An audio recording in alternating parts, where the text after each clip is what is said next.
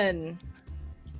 We're here! Some of you just saw my face. Welcome! I am Savvy, and this is Diesel Punks. We're very, very excited to be here for the premiere episode of this show. We're going to be playing Apocalypse World today, and we are super pumped about it. Before we get started, I want to give a shout out briefly to some of our, well, not some of them, all of our sponsors. I'm not going to leave any of them out. That would be rude. Let me get them pulled up here, but I want to give them a shout out here at the top because they're great. You should support them. Sponsoring us here on the channel, we have Mage Hand Press. You can check out their Kickstarter that is currently running for their Dark Matter starter kit. It's very cool. There is an adventure from that kit called Conspiracy in the Stars that's being played on the channel Wednesdays at 3 p.m. So you can check them out. It's very cool. Who's next on the list? I have in order. Helmgast and their modern horror tabletop game, Cult Divinity Lost. They have a brand new adventure exploring, I believe, Japan is where that's taking place. Which is on here Wednesdays at 6 p.m. So you come back, hang out all afternoon Wednesday. So much good stuff. Every other day too. Modifius, who create and distribute and publish tons of RPGs. They've got Star Trek. They've got Tales from the Loop. They've got Dishonored. All very good. All franchises I really enjoy, and you should too. You can check out their Star Trek game Thursdays at 6 p.m. Eastern time here. It's very cool. It's very good, especially if you like Star Trek. But even if you don't, love it. It's great content. And then World Anvil. Where you can find a ton of stuff. There's a ton of information on there. I have on a number of the shows featured this season. World Anvil is great for writers. It's great for your world building. If you're a world builder, it's a great resource for that. It's good for GMs and players. And as they say, let's get forging. I really like that a lot. All right. So yeah, those are wonderful sponsors. Check them out.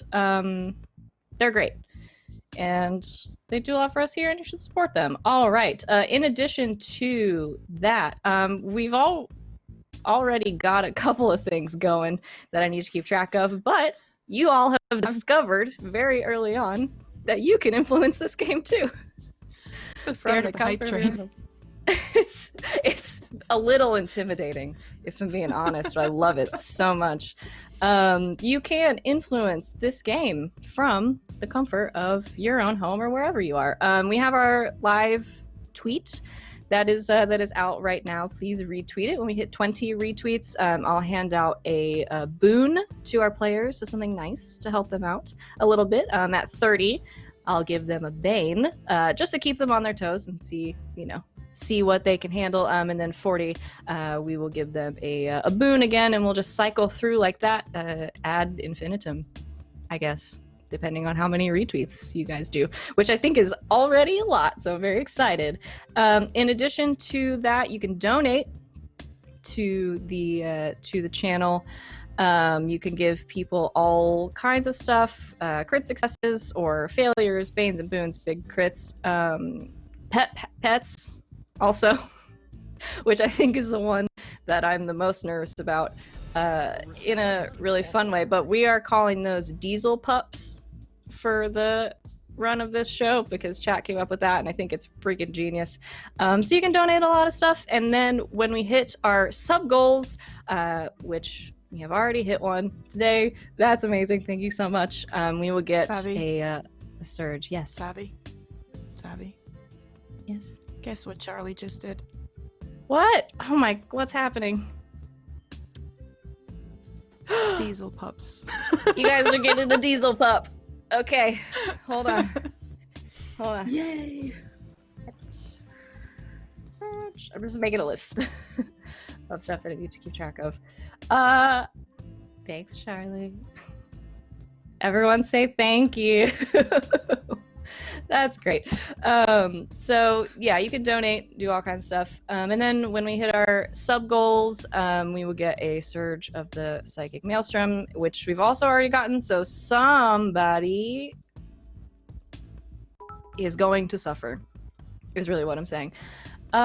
Yeah, so do all of those things. And then we want to say hello if you're not live with us currently, if you're watching this on YouTube sometime in the future. We're glad to have you here. We would love to see you live as well. But if you're here on YouTube, leave us some comments about things that you like about the show and how much you like the fact that it's the apocalypse and I'm just handing out pets like you people don't have enough to deal with. So let us briefly go around and... You might just kill one of the pups right away with that crit you just got donated to. Oh my gosh. Y'all are wild today. There we go. Let's look. Thank you. Who are you? FPS Monkey. Thank you. You're the crit. Something fun with it. Yeah, so let's go around really briefly, because I'm sure you guys are already tired of hearing my voice, and just tell us who you are and your character's name and pronouns and what playbook you're playing, where we can find you, the player. Let's see. We can just go in the same order I had said before. We'll start with Rob. Alrighty, hello, hi. Thank you all so much for being here, and for our diesel pup, I'm so pumped. I don't know what that's gonna look like. I'm Rob, or bonus stage Rob, or bonus_stage_Rob. That's where you can find me all over the internet. I am playing Liv, she, her pronouns, and she is a hard holder. We'll find out what that means. Who I got next? Marlo. Hi everyone, I am Marlo Bogwitch. You can find me at Marlo Bogwitch on Twitter. I am playing Sedona, she, her pronouns, and Sedona is a hocus. Yeah. Okay. About to get weird. Okay. Lydia. Hi, I'm Lydia. I'm half-hour's hermit, and I'm playing Mercury today. We both use she, her pronouns, and we're both a little fucked. Basically, the Brainer playbook is what I chose, which is a weird one, a fun one. I have no idea yet just how it's going to play out, but the poison surges, I'm very much looking forward to those. And thank you, Diane, as well, for getting us to another sub-goal. So that's 2 of those surges we have. Slightly terrified at this point, but here for it. I'm very much looking forward to playing with this crew. That's wonderful. Y'all are wonderful. Yeah, GV. Greybeard of Greybeard's Tavern, and today I'll be playing Moriai, the Faceless. Think any horror movie you've ever seen, a guy in a mask just appears from nowhere. That's who I'm going to be today. That is wonderful. All right. Well, we've got our characters. We've got our cast. Very quickly, there are rules for the beginning of every session in this game, and guess what? I remembered them. If you joined me when I ran masks, you know I literally always forget them. So we are going to highlight stats. So I'm gonna have everybody pop open their character sheet, look on your sheet, and find your history and see who you have the highest history with. There shouldn't be any ties at this point. We'll get to that later. So we're gonna go around, we'll do the same order. And the person that you call out as having the highest history with you is going to highlight one of your stats, and then I'm going to do the other one. Chat, for your purposes, anytime anybody rolls with a highlighted stat, they get to mark experience. It's very fun to get you to push for things and roll for things. So, Rob, let's start with you. So I have Sedona. Yeah. Okay. So you can pick Yeah. one of the stats and tell him which one you want to highlight. I like cool. I think Cool that's it going to is. be useful for you, and I think it's going to be something you're probably going to use a lot. So maybe you get a lot of experience. I love these character sheets. They've got a little place to mark these highlighted on them. Yep. That's so Just a good. little checkbox. I'm gonna highlight your weird. Great, my -2. I'm super stoked about that. That's the other way you can justify highlighting stats. Okay, so Marlo or Sedona. Yes. So Moriai has my highest history. Okay. Well, I don't know what your best stat is, but I will attempt to be kind and say weird. You know it. All right. We'll highlight the weird then. I'm going to highlight your cool.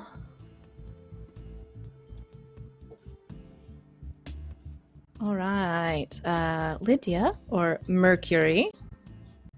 My highest is Liv, Rob. Has been keeping an eye out for Mercury and what she's been up to. So you would know her quite well. And I think she's pretty heckin' weird. So let's get the weird stat. Damn straight. Okay, let's highlight that weird, and I'm gonna highlight your hard.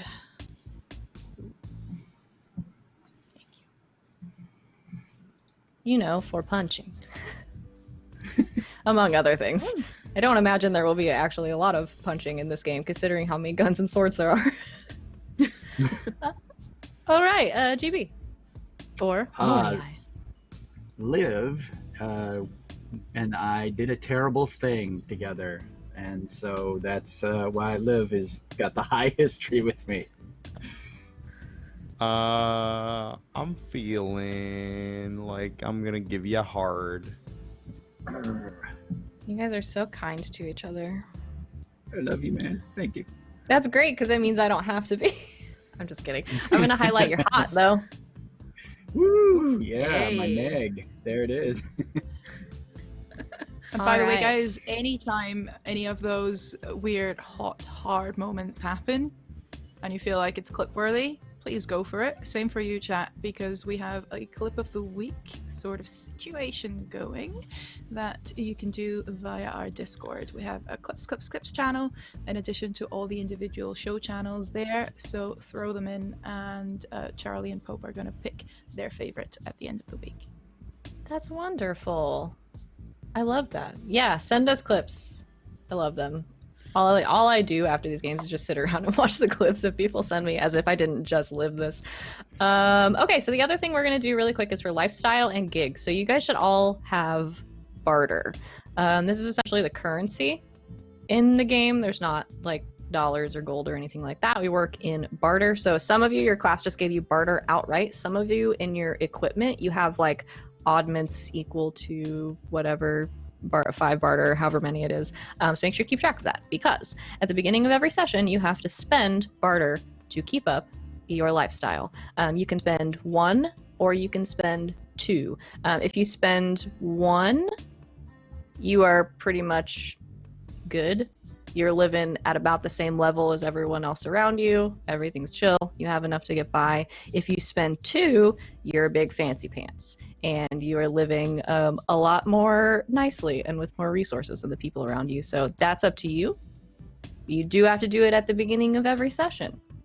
If there comes a point when you don't have any barter, somebody is going to have to spend barter on you to keep you alive, because, you know, you'll starve to death in the apocalypse. So we can do that. You don't have to narrate it to me. But make sure you're keeping up with that. That is all of that stuff. It won't take this long every time, I promise.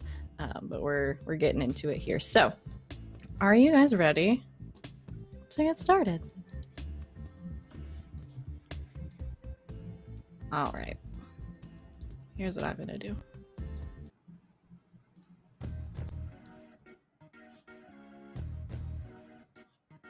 Put on some dramatic music.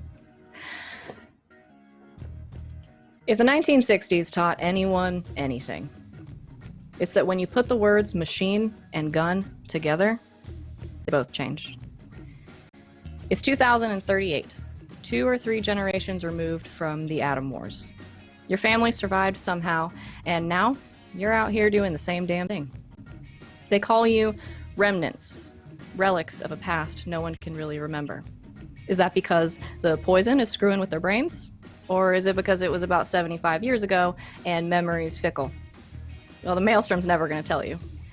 So I guess you'll never know. But you're here. Always reminding yourself, the only thing you have out here in the middle of all this disaster is yourself. And the people who will pay you to figure it out for them. So if you got friends, hold them close. Because if you don't, they'll either die out there in the wastes, or they'll live long enough to stab you in the back. And that's where we begin. We start this story somewhere in the wastes, panning out over the desolate landscape. Green and black smoke escapes through the cracks in the dead earth. Subsidious craters pepper its surface, and the poison vents open up like geysers, releasing leftover radioactive garbage into the air. And scattered throughout, though, are holds where the remnants live. They stand in stark contrast to the wastes around them, moments frozen in time. They're all neon signs and bright colors and cobbled together retro stuff with the rust ground off and made into something new. People survive, thrive even, with what they have, because when war changed, people changed too. But there's one hold out in the wastes that we come to that's particularly interesting, and the remnants who live there call it the assembly line. And Rob, I'm gonna let you tell us what it's like there, because it's your place. Oh boy. All right. So the assembly line is basically a hold that was built out of a long defunct automobile assembly plant. So the main factory building has sort of become a de facto holding for its residents, which there's anywhere from 75 to 150 souls there at any given time. So there's bunks there, the armory is in there, kind of housed in the different parts of the facility, like where the parts were stored for the automobile assembly and whatnot. Along the actual line itself is kind of where trade is done and bartering is done. There's a little bit of bullet manufactory, weapon manufactory, and of course there is a garage where once were kept nice finished 60s style automobiles. Now they look more like Mad Max met Fallout before the bombs fell. But I guess the bombs did fall, because there's a lot of rust and a lot of grime on these, and a lot of heavy weapons that look like they could fall apart at any moment. There's also the leadership building. It's kind of where the admin office building used to be, a little bit off farther onto the site in a separate building, and between that is sort of crude farming and I guess like where hunting and stuff, like the game is kept, completely walled in by old wrecks stacked on top of one another, sort of cobbled together with like metal plating, keeping these walls together so that the cars don't fall over, some makeshift guard stations, and then where my character calls home is in that admin building. For she is the hard holder, and she holds this hold hard. That's a sentence.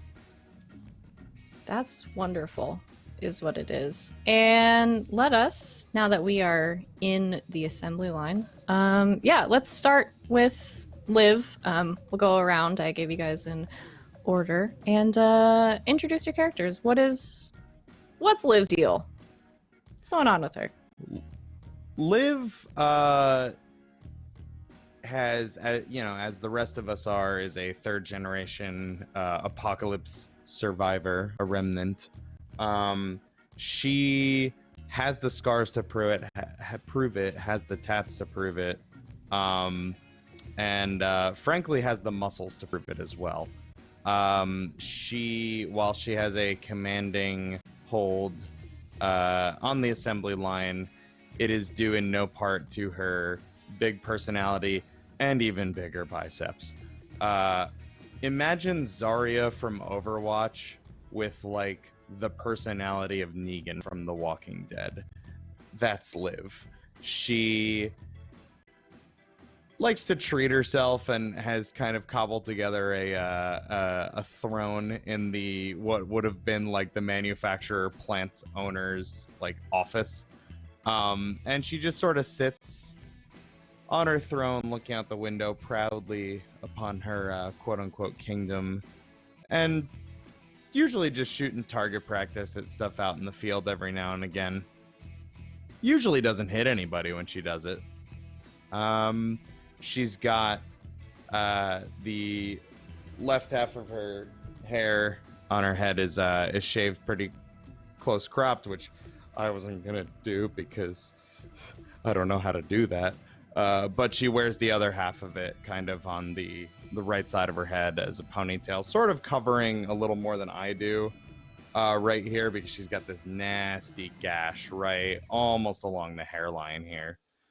So she sort of keeps it down here a little bit. But yeah, that's Liv.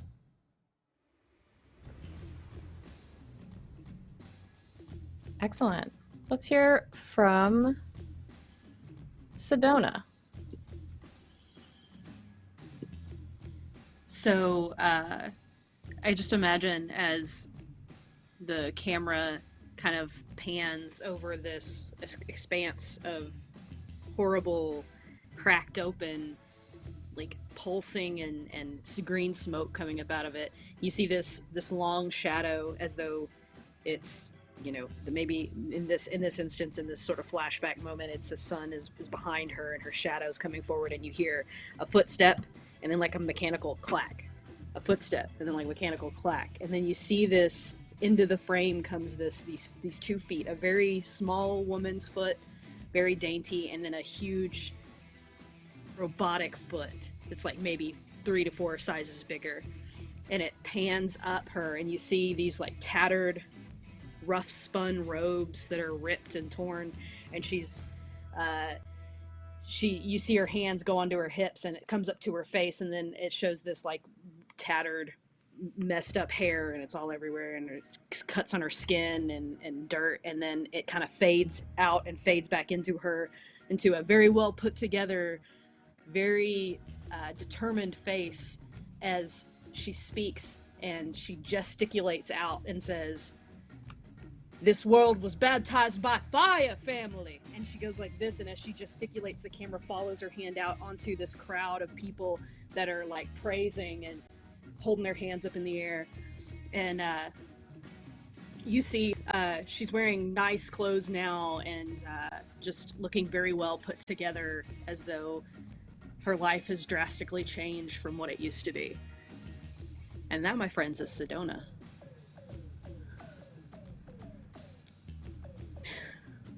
Excellent. Yeah, these characters rule. Let us hear from Mercury. Mercury does not hear or see any of this at the moment, because Mercury is fast asleep in a little shack in the outskirts of the assembly line, where people aren't too weirded out by her presence. She's fast asleep, but her eye is not. One eye open, that one, looking around frantically, as if it's bored, as if it wants something to see. Just stares out straight ahead, and eventually she stirs. She's a fairly small girl, well, woman, but childlike. You never quite know when you look at her whether she is planning to murder you or going to ask you for patty cake. It's weird. It's unsettling. And she wakes up. And she yawns. And she stretches. And she looks around the shack that is filled with the prettiest things she could find all over the assembly line. And outside as well, when she's going on little trips to the outside world into the wastes. There's a marble. There's a beautiful peacock feather. There's a bone of sorts. It has a little bit of meat still on it, a little bit of rotten meat, but she likes the smell.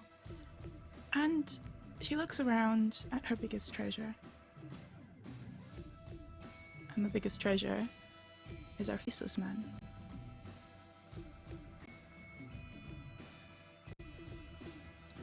So Moriai is, we see just like his eyes, and they're doing the REM sleep thing, and he's having the nightmare. The nightmare's almost always the same. We hear gunshots. We see inside of a small homestead. We hear screaming. We see a woman, a beautiful woman with very pale skin, take a small boy and shove him into a vent, close the vent, and then shove the bed against the vent. We hear the crashing of the door. We hear the woman strike out with a metal object, and a man grunt and holler in pain. We hear a gunshot. We hear squelching. We hear the fight go on. We're all the time looking out of the vent underneath the bed from the little boy's perspective. And then we hear the thump, and we see the boy's dead mother staring at him into the vent. And as we're staring at her, the darkness closes in on those eyes, those dead staring eyes. And it starts to turn and come upright. And as it does, the eyes morph into, they're the same pale blue eyes, but they're a man's eyes. And the man is inside a porcelain mask of his mother's face. And we just hear,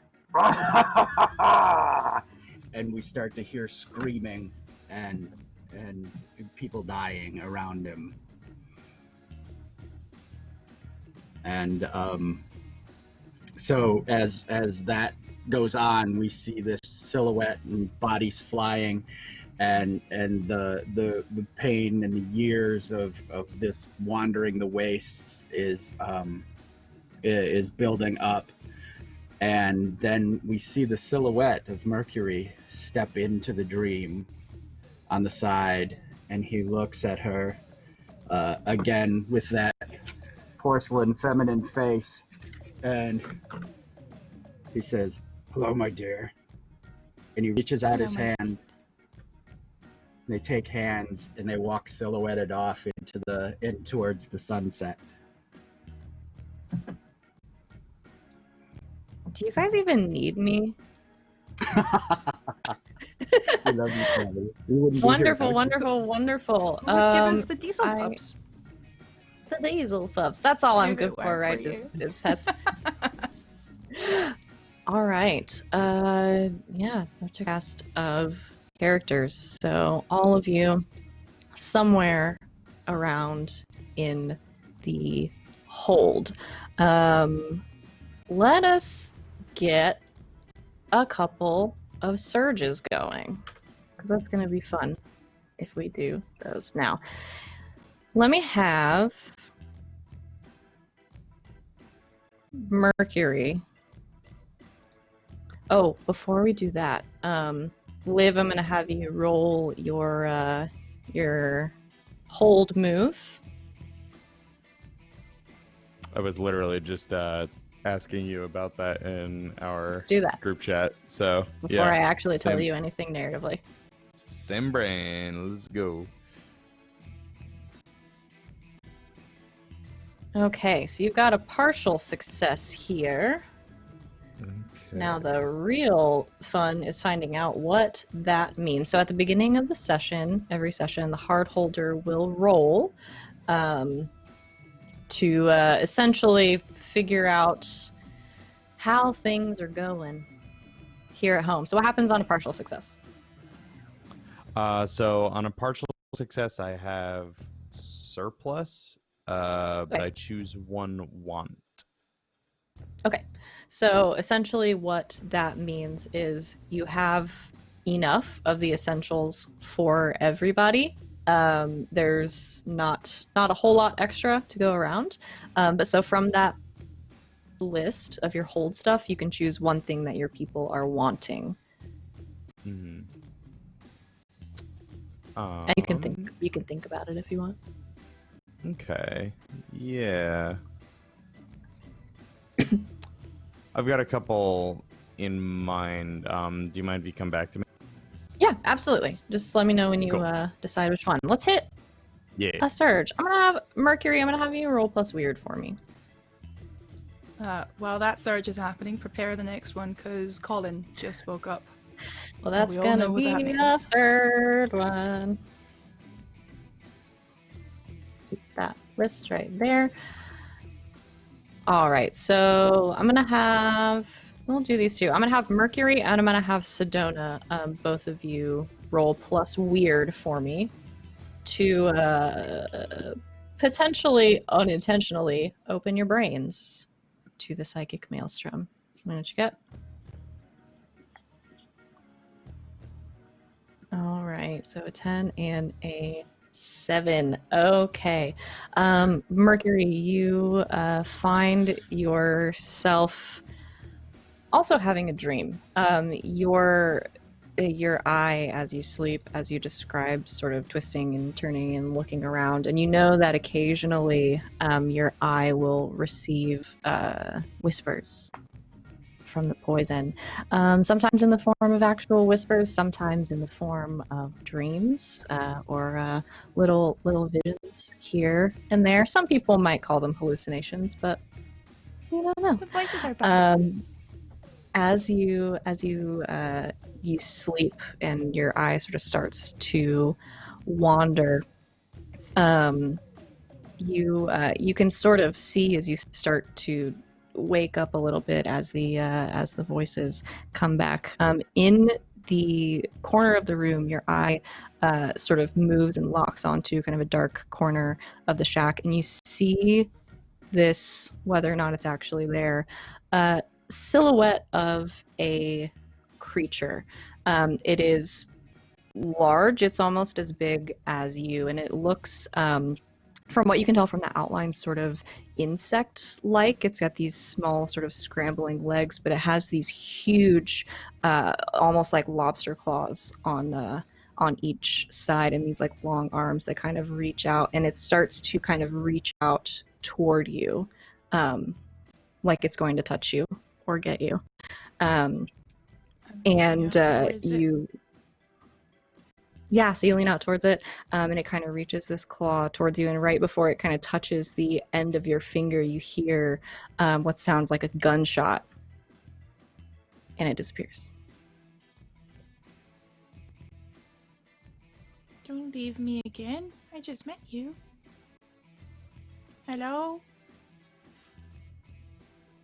No, It's gone. it's gone.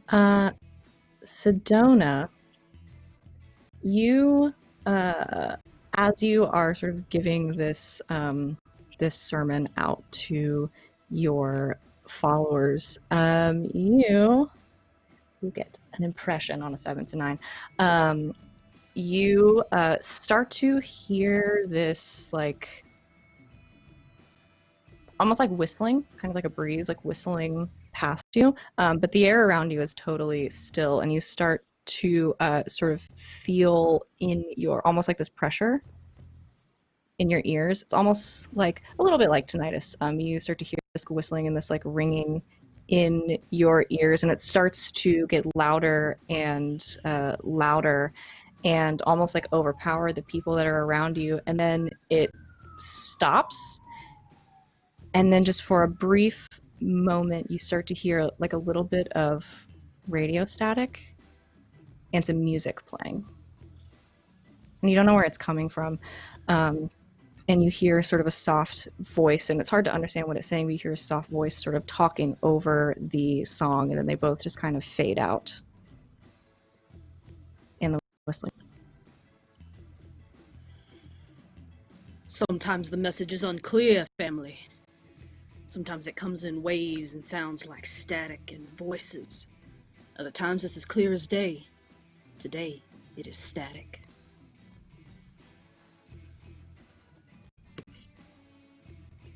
God, you're good at that. All right.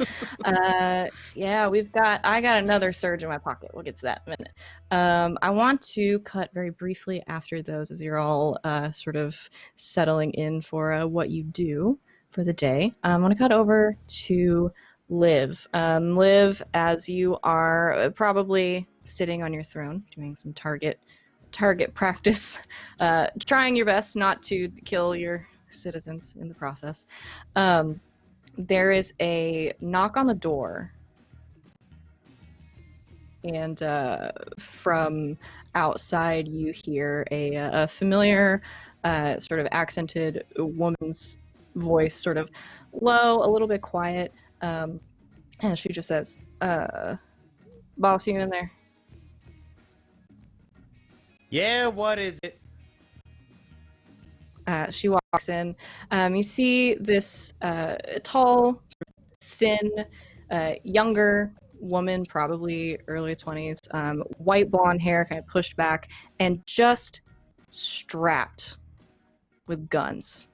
She's got her sort of prized possession, this huge cobbled together sniper rifle to strap to her back. This is one of the higher ups in your gang, your guard, I don't know, the people that take care of your hold. Her name is Tesla, and she works for you.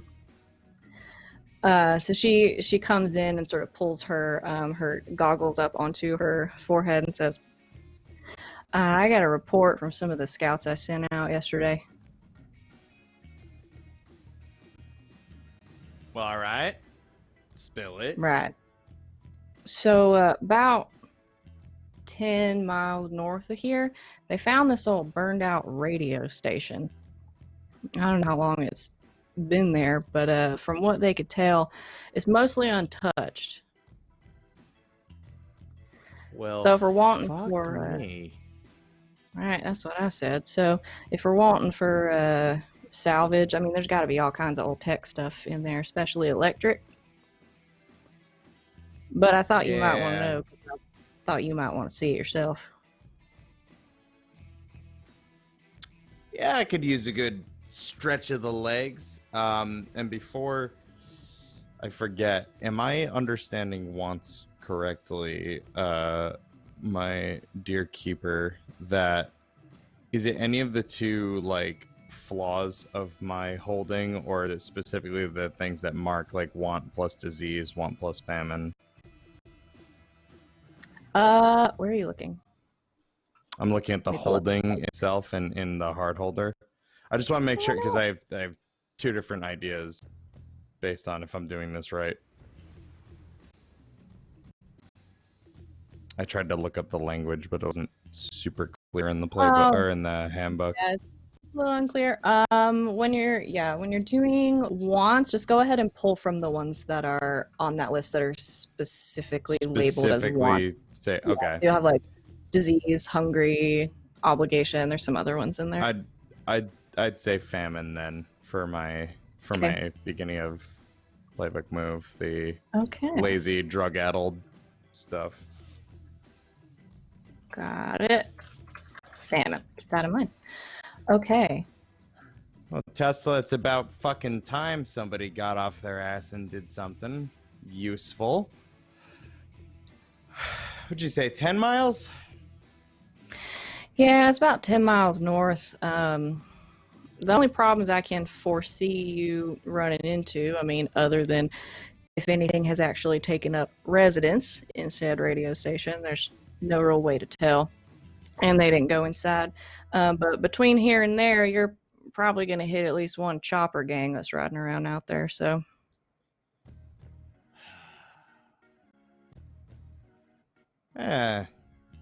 What's all this target practice for, if not to, make use of the weapons?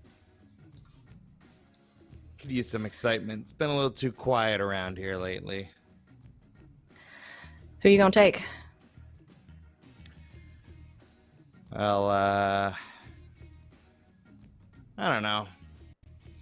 Sig, Lenny. What's the gangly looking one's name? The one kind of has the gap in his teeth. You stare at it long enough, you want to rip his fucking head off and like correct it yourself with a pair of pliers. Liv, I have no fucking idea who you're talking about. Jeremy! Fucking Jeremy, I knew it. There we go, thank you. I think it's Jeremy, or James. I don't really give a shit. Kid's gonna be dead in like a month. Maybe I shouldn't take Jeremy. James. I don't know. Anybody knocking around, getting rowdy, looking for something to shoot? Maybe one of them. I mean, I'm sure I can pull together a crew, but you got anybody else you want to take with you? Just go get them, I guess. Yeah. You gonna take those weirdos? Are they back? Oh yeah, they've been hanging around for a couple of days. Preacher lady too. Couple days. Oh, well. So, ooh. Sedona has been encroaching on our men a little too much lately. And I'm not saying I'm going to bring her out into the wastes and kill her. But if a stray bullet were to find her while she's out there and maybe hit her good leg, I'd get a good laugh out of it. Right. How'd she handle a gun? You're the boss.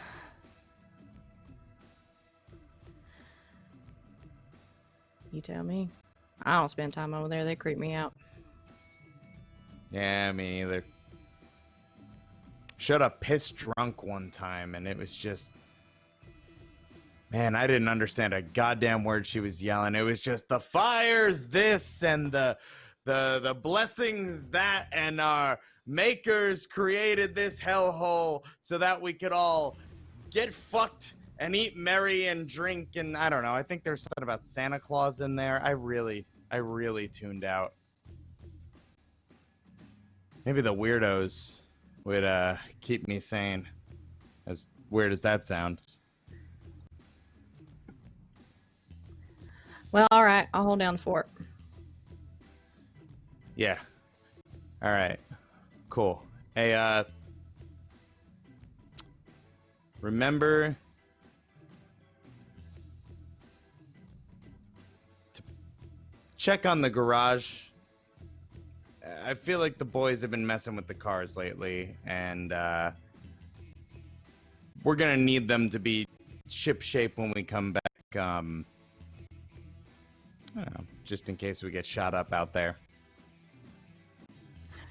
I'll give him a once-over. Yeah. Trying to think if I'm forgetting anything else. No, I think that's it. All right. I'll go round up the weirdos and preacher lady. Oh, You got it. Alrighty. Thanks, Tess. She turns and walks out of the room. I'm saying we had a donation for some big crits. Thank you. A chat. Y'all are just bonkers today. And I'm a big fan of you. All right. Liv, you go round up your people. So you want to go grab these 3. Do you also want to bring some of your gun-toting friends with you? Sure, you have people you could boss around. It's up to you. Yeah. Probably those 3 I mentioned. Okay. Sig, I think, is up there with Tesla as far as reliability. Lenny's average, and Jeremy looks like he's gonna piss himself, but maybe this will toughen him up. So Okay. So you can grab your guys, your gear, and you go get your weird friend. How do you? Let's play that out very briefly. How do you convince them to go with you to do this? 100% Liv would wander over to their oh god, GB, I'm gonna mispronounce this. Wait, you gave me a phonetic thing. Moriai and Mercury. He would go over to their shack, or she would go over to their shack first, because she's alone with Sedona. She's not liable for what she's gonna do. I think the first thing you see when you head to that shack is Mercury outside, looking underneath rocks. Come back to me, please. Where did you go, big bug? I promise I'm gonna be nice and we can talk. And I even have some cake for you. Come back, please.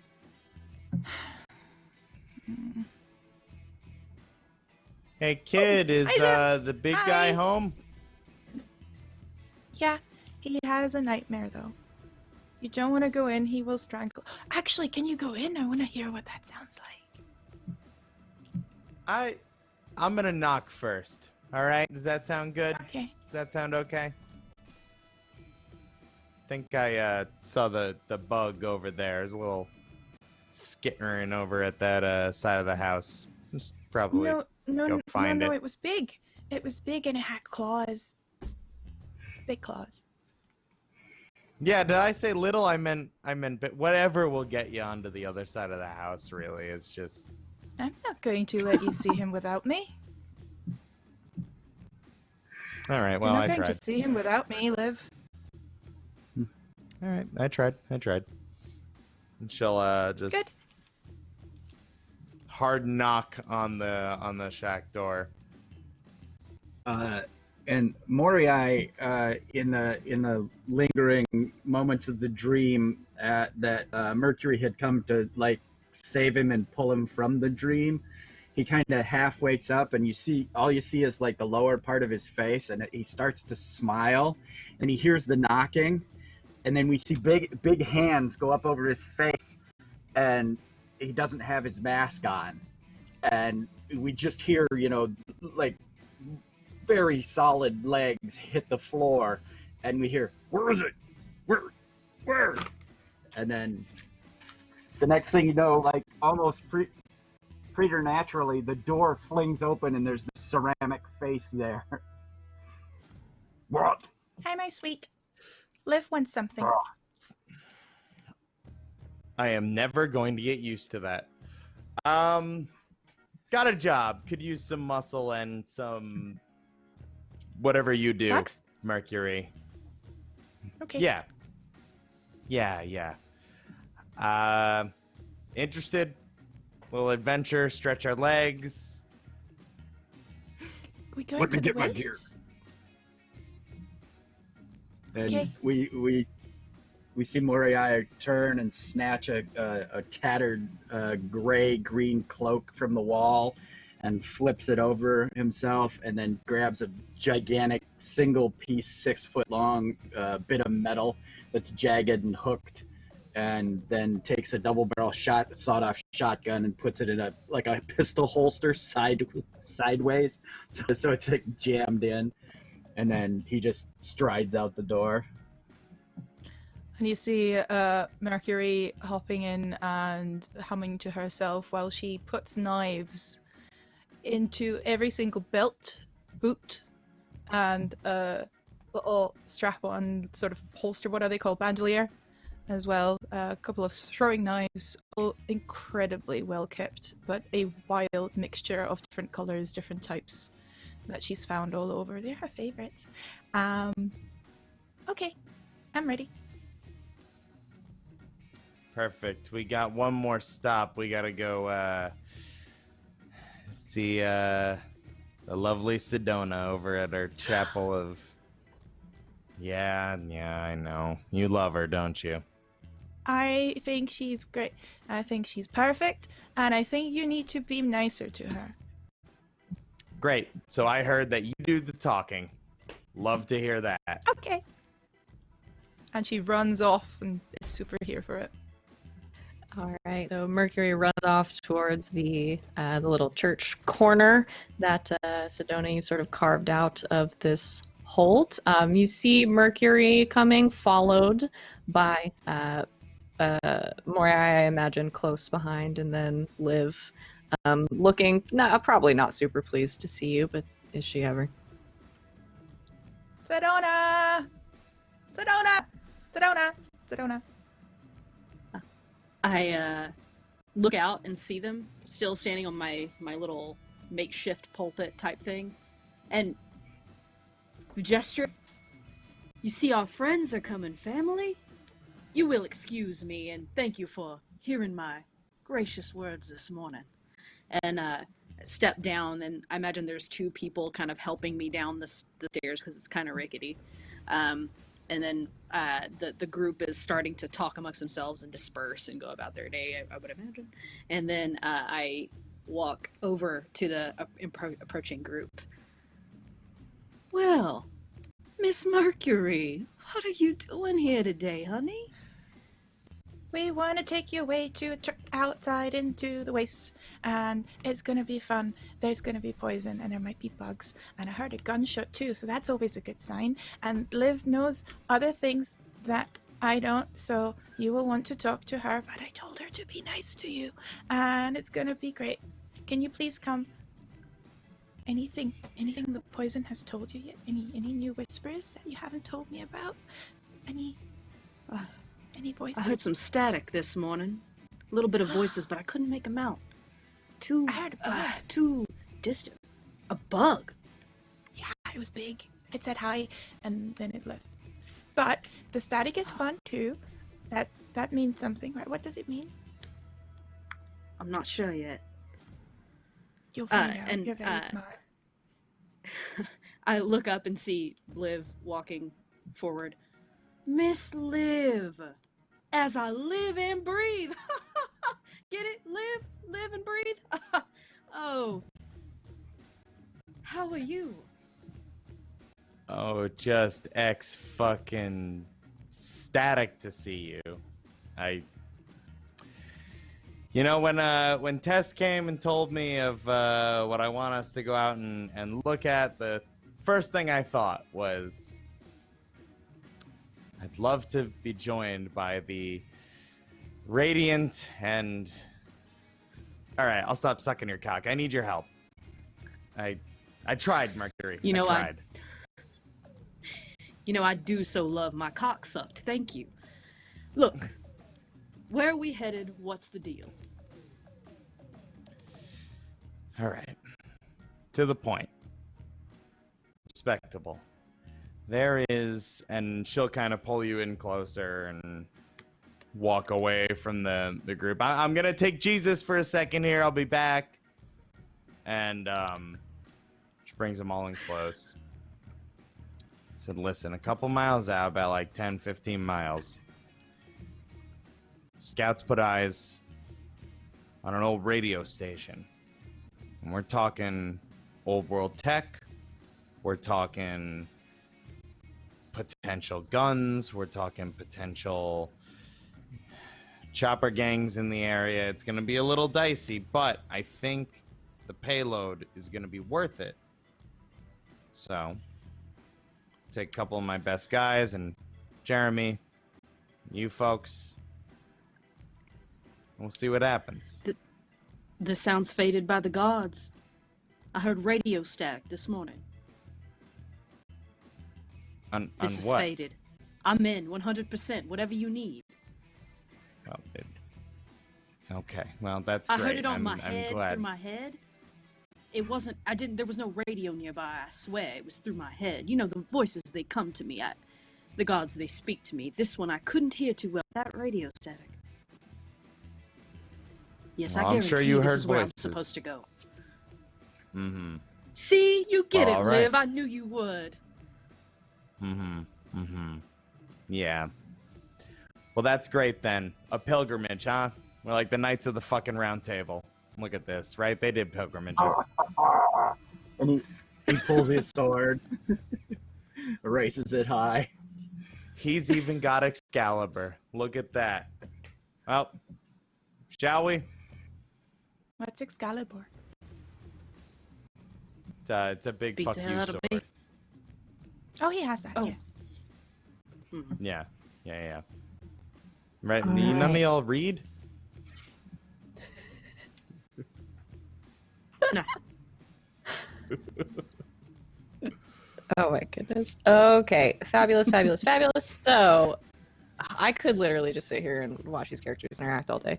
The four of you and the three, we're gonna call them gang members because that's mechanically what they are. They're part of your gang. Get ready, get geared up, get ready to leave. What vehicles are you taking? Live. Because I assume you're not going to walk 10 miles through a wasteland. No. You're gonna all pile into like a big junker, or take some bikes. Yeah, What if you got? there's, I think we'll be in the main vehicle, the four of us, and probably Lenny driving, and then Sig and Jeremy will be on bikes. Okay. I'm imagining, yeah, some sort of rig that'll fit like 5 people, relatively comfy. Yeah. But we're supposed to bring stuff back too, so like a flatbed truck kind of thing, or an avalanche. Ooh, good point. Didn't even think about that. Yeah, okay. So two vehicles, one cargo vehicle and one for us then. And instead of on bikes, I think the two of them would be in the cargo. Okay, so we got you guys in one, and the gang in the other. Yeah. All right. Great. Are you driving? No, I want one of the gang driving ours, just in case Okay. we have to get in, get out. I can Okay. No. Why not? Because Lenny's an excellent driver and also is, and she lowers her voice, more expendable than you. That's so sweet of you. Oh, that's sweet. Yeah. Thanks, Liv. Get the hell in before I change my mind. Come on. Time's a ticking. All right, you all pile up into the rig with Lenny driving, the other two driving your cargo truck of some sort, and you take off out into the wastes. You drive for a little bit. It's not the fastest of going, because you're in sort of bigger vehicles, and you do want to navigate around the many craters and cracks and potential geysers of terrible poison that are coming out of the earth around you. So Lenny, carefully sort of driving through, you guys make your way north. We met our retweet goal, which means something happens. Are we on a boon? Is that what we're on? We're on a boon. I'm gonna give everybody, hold on to this, a +1 forward for this next scene while you guys are in cars. So everyone take a +1 on your next roll. Thanks, everybody. Keep retweeting, because next time something bad will happen. Okay, so you drive for a few minutes. Nothing super terrible happens. Lenny navigating, and the cargo trucks are driving behind you with the other two in it. What are their names? Jeremy and what's the other name? Jeremy and Sig. In the cargo van behind you. The engines roar pretty loudly, and for a little bit everything is totally chill. until it's not. You start to hear from off to your right, coming across the waste, what sounds like other engines, smaller than the trucks, and you look over out the sort of grimy window, and you see 4 motorcycles driving pretty much directly at you. And as they get close, you recognize the one in the front because it is completely chrome, toe to tip, the entire motorcycle. And its driver is wearing this sort of large chrome helmet as well. This is a chopper gang that exists out here in the waste that mostly just drive around killing and stealing. Their leader's name is Silver. You see him sort of weaving the bike sort of in and out between these sort of large cracks in the ground, and he is driving directly towards you. What would you like to do? Oh, this cocksucker. God damn it. All right. Well, Tesla hasn't been known for embellishing on exactly what chopper gang we were dealing with.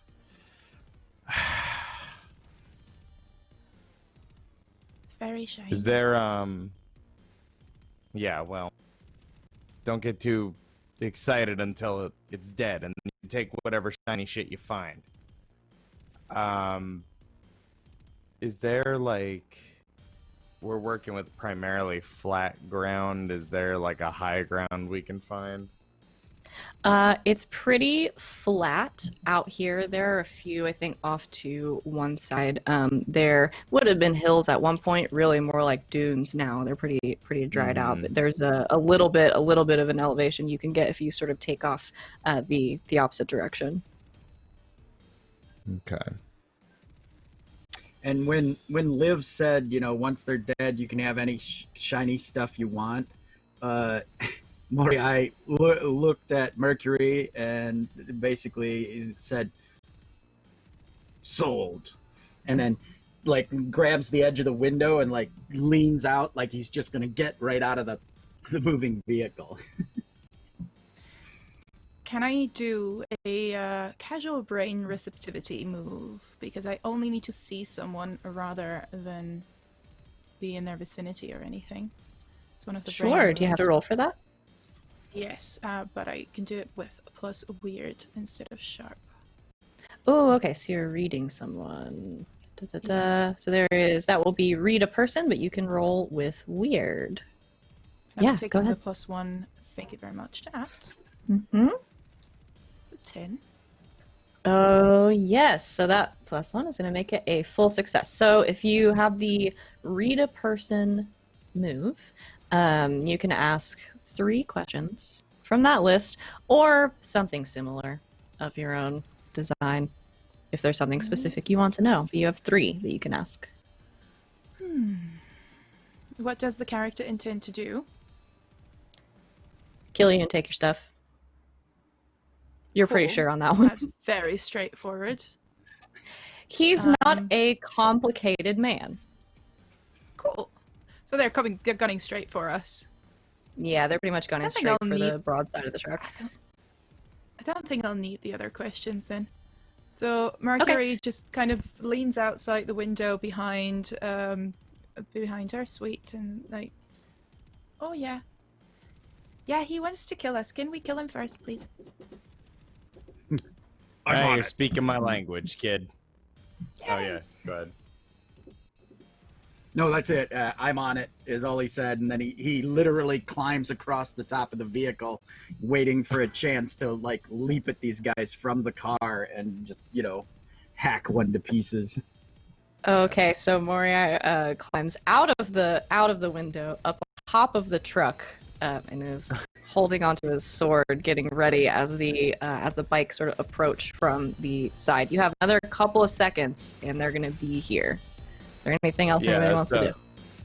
So Liv will raise her hand up out of the window and signal to the other 2 to like park it, and Weapons high. Come on. Got some early action.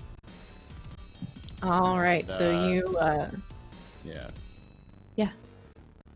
I was going to. I'm just looking at gang rules. Does this count as a small gang having 3 of them, or is it too small? Yeah, sure. That's why you have them. We'll count them as I wasn't a sure. small gang, and the chopper gang will also count as a small gang. Okay. Do we know how many of them there are?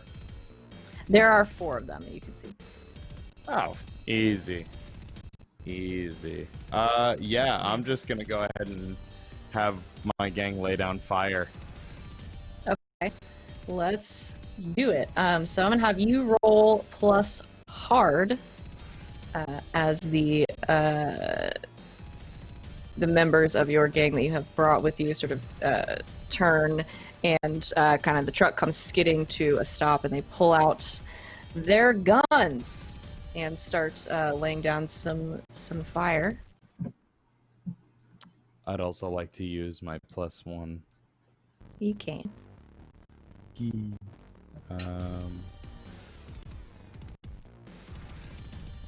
Oh wait. Does this count? Does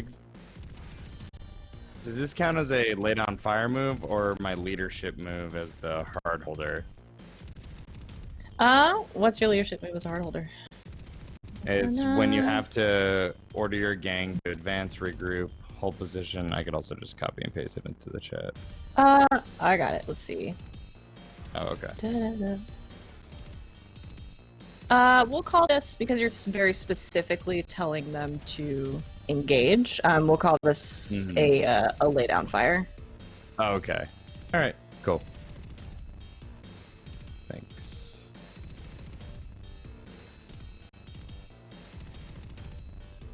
Ooh. And fire it is. That's a full success. So yeah, we'll have them provide supporting fire, unless you would like them to do something else. No, that's pretty much what I needed them to do. Okay. So yeah, they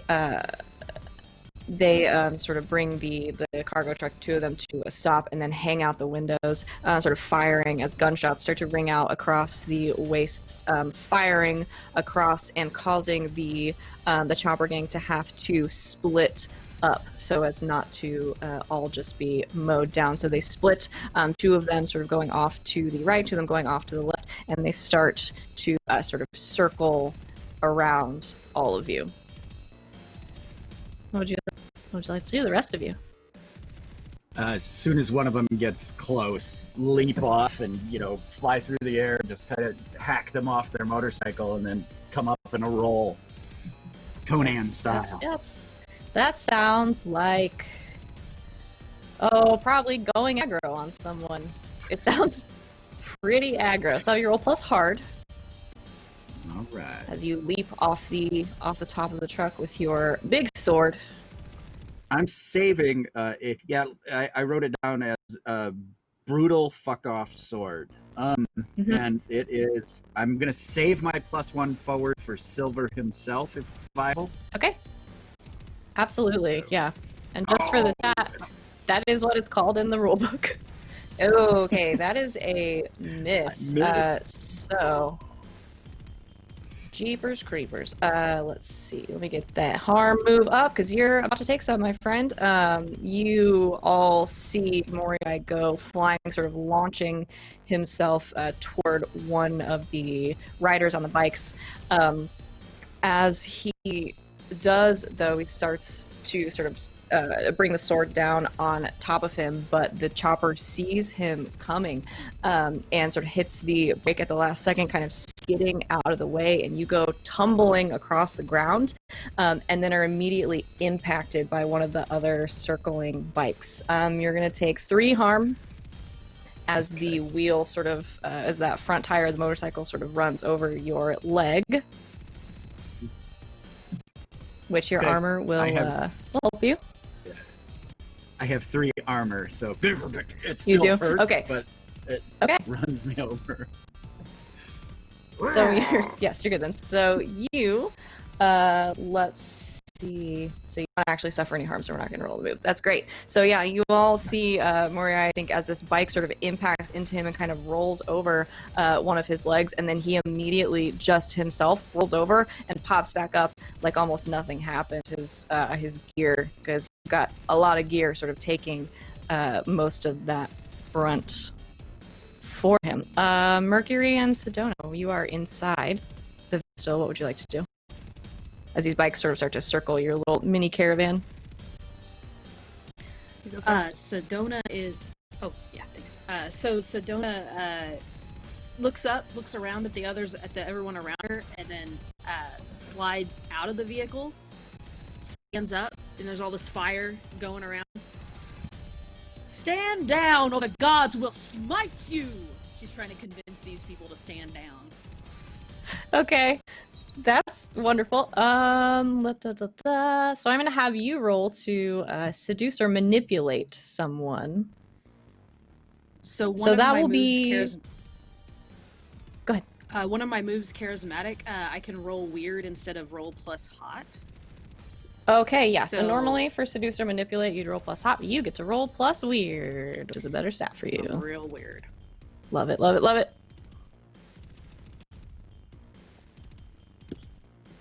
Partially succeeds. Okay, yeah, that's a partial success. So they'll go along with you, but they need some concrete assurance, corroboration, or evidence first. So I think you see them as this, as your voice sort of booms out across the wastes and over the noise of the engine. I think you see a couple of them turn towards you.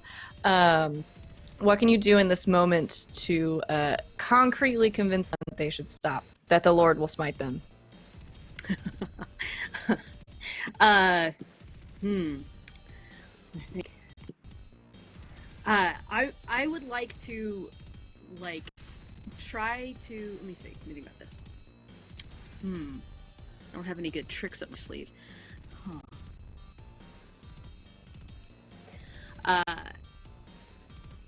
So I guess what I'll do is hold my hands out and just try to look holy and be standing among all the fire and all of the things and just I'm not worried about getting hurt because the gods have blessed me, family, and they can bless you too. Stand down, family.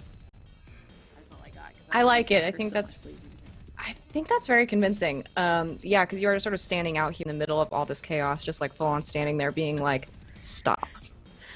So yeah, you all hear Sedona's voice sort of booming out over this, and two of the chopper riders the ones that are near you don't really know what to do at this point, but so they kind of come to a stop and kind of pull up alongside Sedona, the side of the truck where you are, and they have stopped, two of them, and they're not shooting or stabbing you.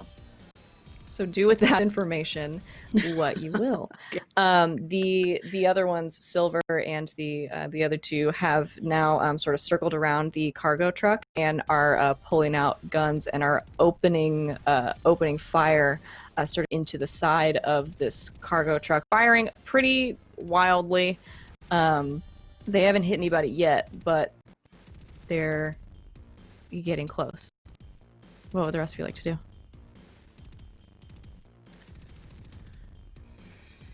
I'm going to try and throw one of the knives at Silver. Assuming Okay. he has plenty of armor, but Yeah, roll plus hard.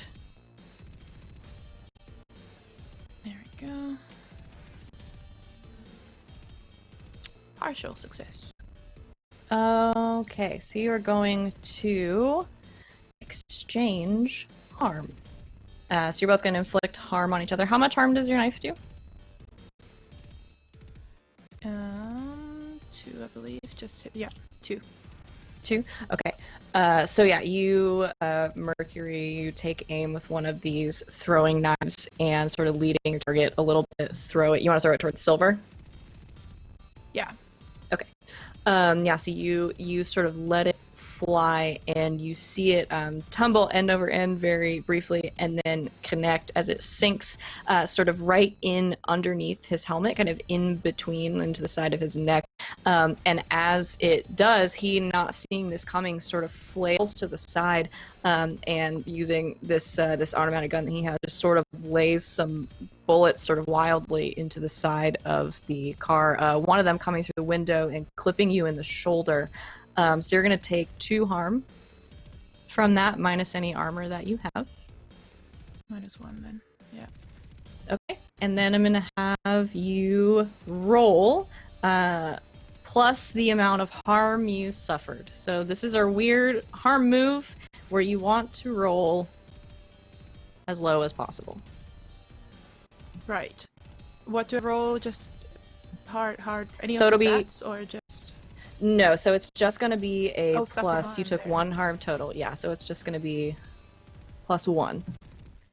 I see. Did that come through? Yeah, 9 succeeds partially. Yes. A 9. Okay, so I'm going to... which one of these am I going to pick? I'm going to say, Fuck okay, me up, fam. you you lose track of someone or something you're attending to. I'm going to say someone. Because I'm about to use that third surge that we got from all of the subs. Thank you, everyone.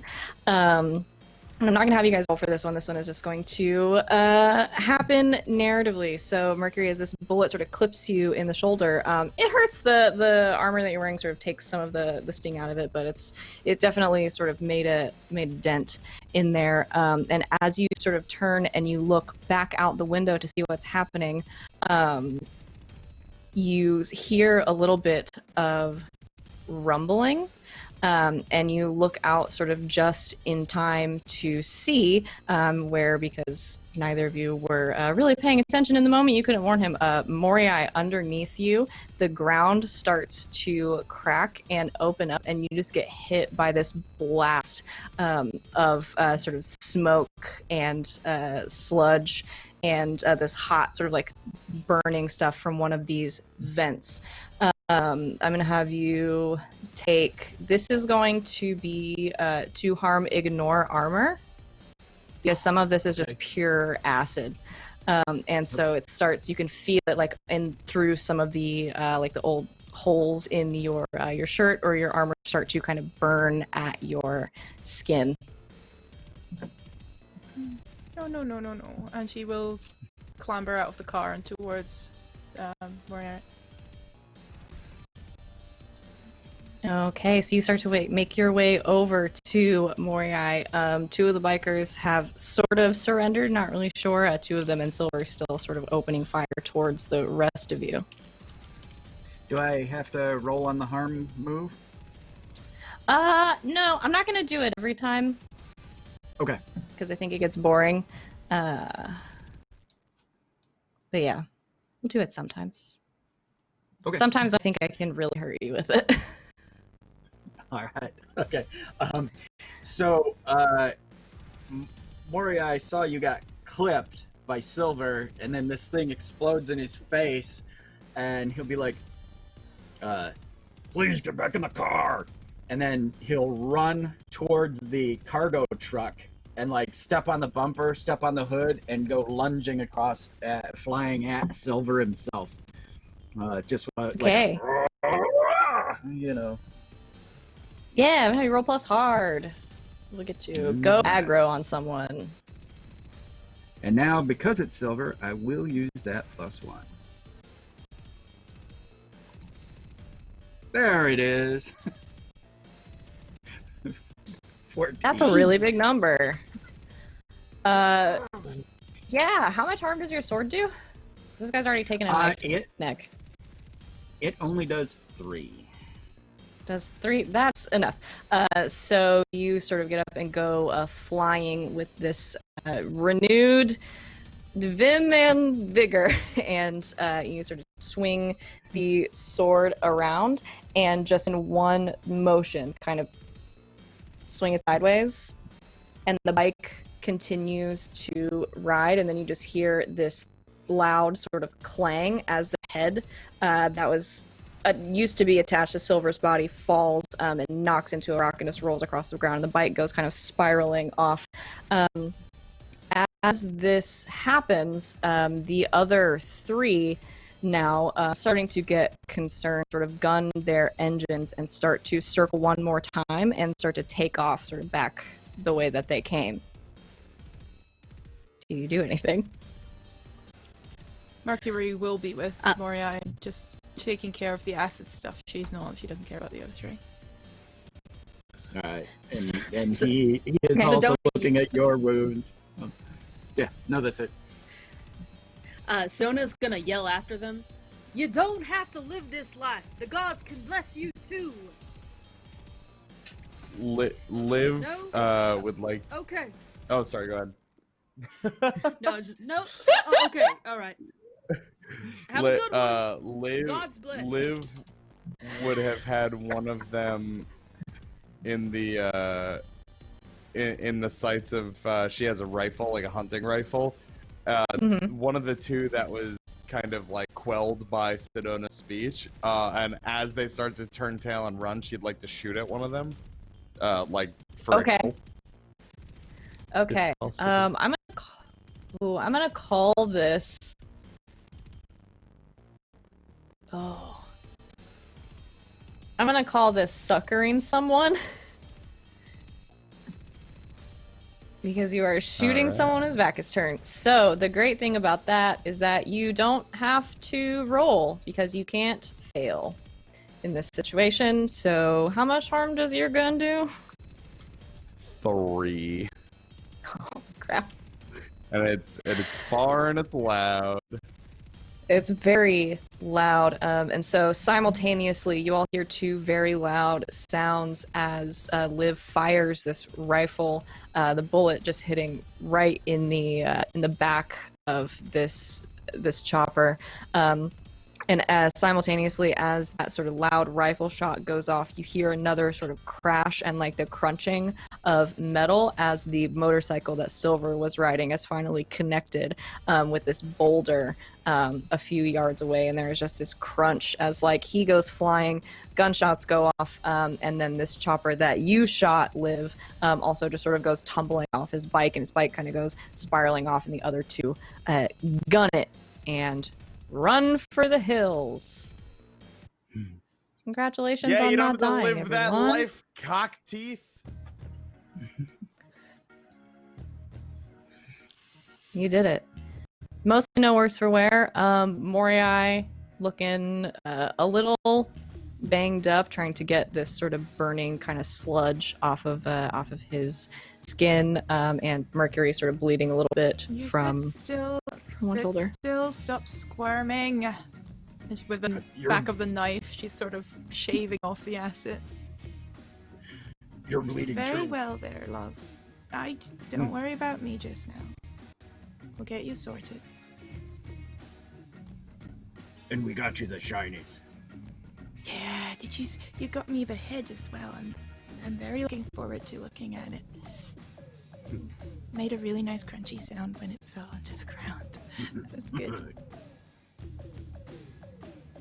And they have their little moment. Very nice. Oh, it looks like you even found people to buy your bullshit out here. People will buy anything for the right price, Liv.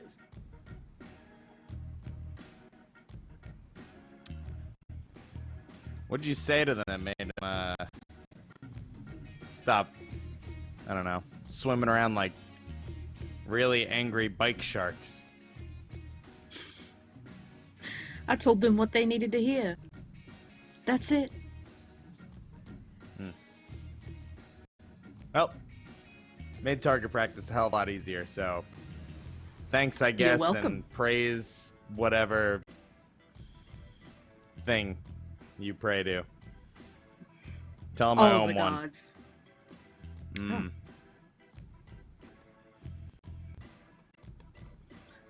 Okay.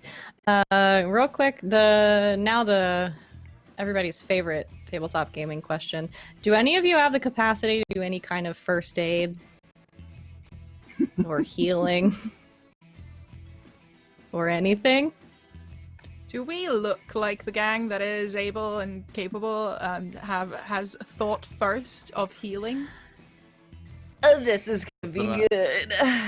I played an angel last time, and I barely healed anybody, so I was like, it probably won't come up. It'll be fine. Monster of the week, I do the healing. As I, That's okay. There will be options for you guys to sort of get like first aid kits and stuff like that. I just wanted to see if you had a field medic, but you don't. That must be so hard for you. So great. You all sort of don't laugh. It wasn't that funny. You all sort of gather yourselves, kind of dusting off, getting the last of this this kind of gross radioactiveness off of Moriai. You're not going to keep taking harm from that or anything. And you pile up back in the truck. yeah, And Moriai get the cargo van starting again. palms the head of Silver, still in the helmet. He just like with one big hand palms it and picks it up, and he under the mask he's smiling big and hands it like he's handing flowers to to Mercury. And she's smiling like, this is really nice of you. Thanks. I'm so happy you remembered our anniversary. And he looks off and doesn't remember that is it, but he nods big, like, okay, yeah, that sounds Probably great. not it either. I don't know. Mercury out here just saying shit. What is timing? Mercury, you can go ahead and take one barter Yay. because you looted a shiny thing, and so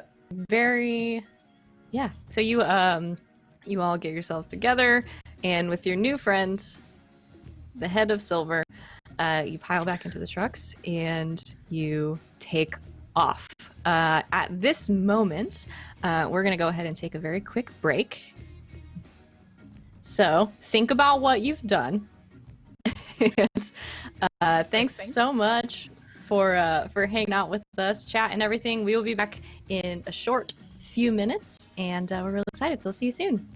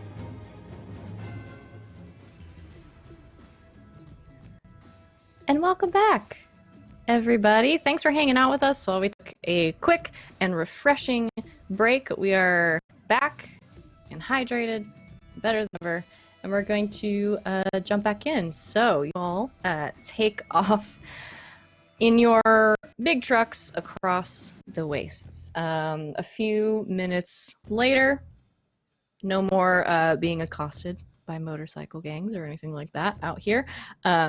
You start to see, sort of coming up in front of you, this building, this kind of lone building out here in the waste with just some kind of junk, maybe the remnants of a couple of other things that might have been out here.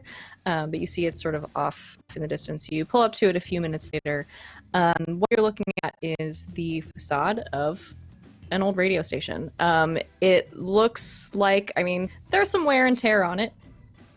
There was an atomic war, but sort of looking at it, it looks mostly untouched, if sort of dirty and rusty. It is this sort of bright, like powder blue color that's kind of like faded in the sun over time. It's surrounded by this busted and kind of rusted out chain link fence that probably once had a gate, but no longer. And you see this large antenna sort of coming out of the top of it, and there is this large sign, these faded yellow and red letters above the glass front doors. It says WVMX Radio. So here you are. What would you like to do?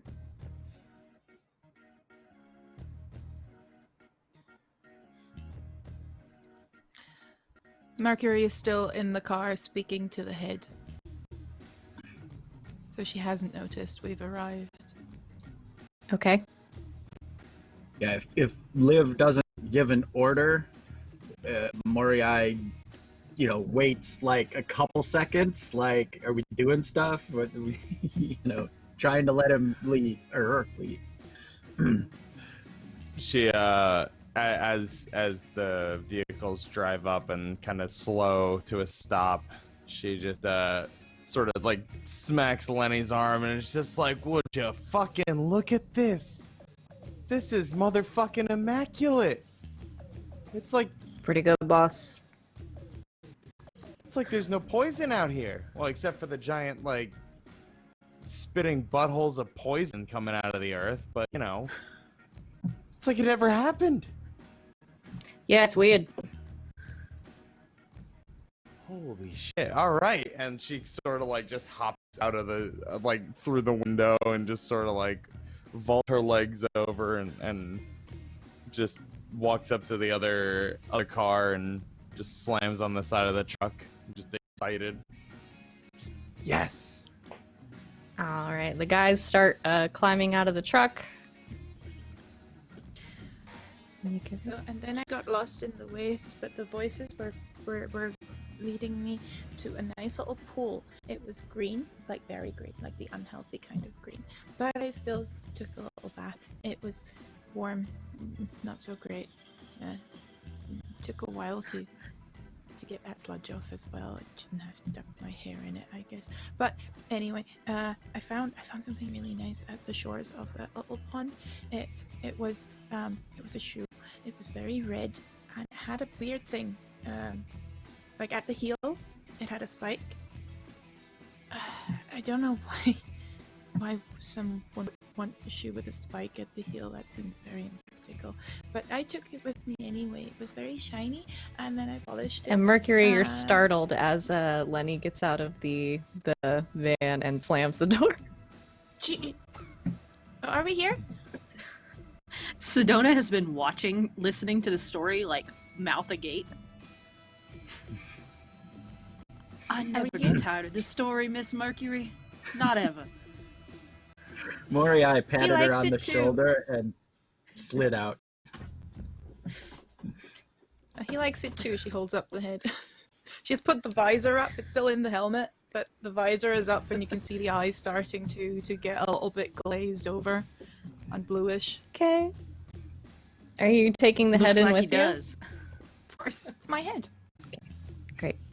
I just need to know, who all the members of the party are. So you head in tow, start to think about that one. You start to head up towards the front of the radio station, and you want to just head right in. Okay. Yeah, I think Liv will sort of run up to the door, like run up if there's any like stairs, just sort of, you know, real quick, yank open the door. Hopefully it just kind of opens, and It does. And Yeah, and so there's she a just there's a looks few at- concrete steps outside you can run up. Okay, and she'll look at Jeremy and just go, "Ladies first." And just bow. Jeremy already looks like he's had a rough day, and just kind of makes his way slowly, dragging his feet on the concrete a little bit through the door. The other guys sort of following close behind. The rest of you follow them in, sort of feet crunching on an old glass that has been busted out, and you make your way into what is the lobby of this radio station. There's not a lot to be seen in this first room, but there are a couple of doors that you can see on either side, sort of going back into hallways, and then in front of you, past like an old like burned out reception desk, behind it, there is a set of stairs that kind of goes up and then turns off to the left up to a second floor.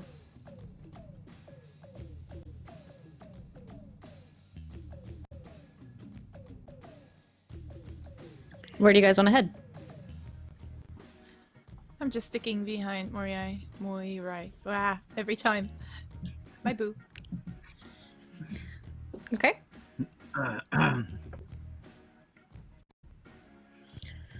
These places usually have some sort of control room, right? So, where would that be? Probably like up there. I don't know. Radio's been dead for so long. I don't even know what to do here. I just got really excited about it. I'm like a kid in a candy shop. All I know is What are wherever we that trying- point is, where that sound would come out of, is where the gods want me to be. That static couldn't have come from nowhere else. Oh, sure. Radio, JSUS, right? What's that spell? Okay. So the radios have these call signs that are usually for letters that are, you know what? Never mind. It's fucked. Yes, let's go find your god tower. I'm sure it's up there. Sig with me. And she'll just, without hesitation, start walking up the nearest staircase to the second floor. All right, Liv with Sedona in tow. You take off sort of up these wooden stairs as they go up to the second level. The others of you, are you staying down here? You want to go up with them? What are we exactly looking for again? Where are we given instructions on what to look for? No. 'Cause then I'm just looking We for were the just shiniest told fucking thing that- I can find. All right. Yep. All right, so Mercury will say you from behind Moriai can see one of these doors has been sort of blown open, and there is a hallway leading down. And as you look sort of around the corner and down this hallway, it's probably some like offices or something down there. You see something move. As you see just this little bit of like a bluish green glow kind of disappear around the corner in one of the doorways.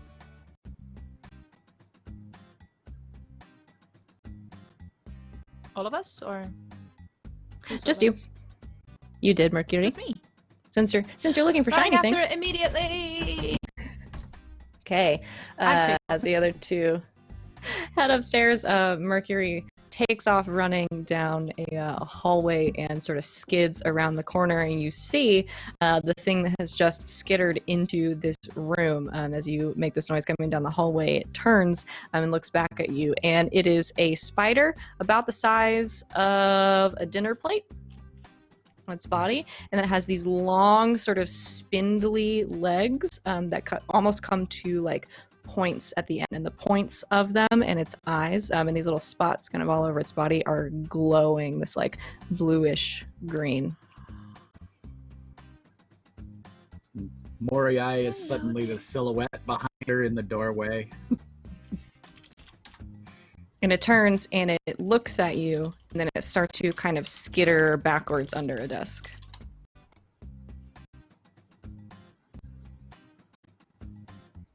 It's so pretty. Don't hide it. What do spiders eat? Okay. What do glowing spiders eat? Glowing flies. I don't have a fly.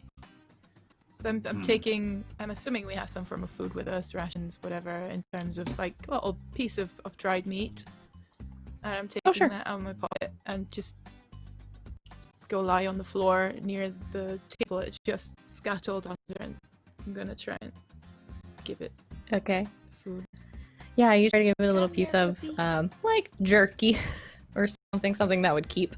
But yeah, so Mercury, you lay down on the floor and you start to try to coax it out, and it sort of hides under this desk for a moment, and then you can see its head kind of moving just a little bit back and forth, like it's trying to like get a read on you. Spiders don't really sniff, but it's trying to like sort of get a read on the situation. And then you hear across the tile floor this little like clack clack clack of its like spindly legs sort of coming out towards you.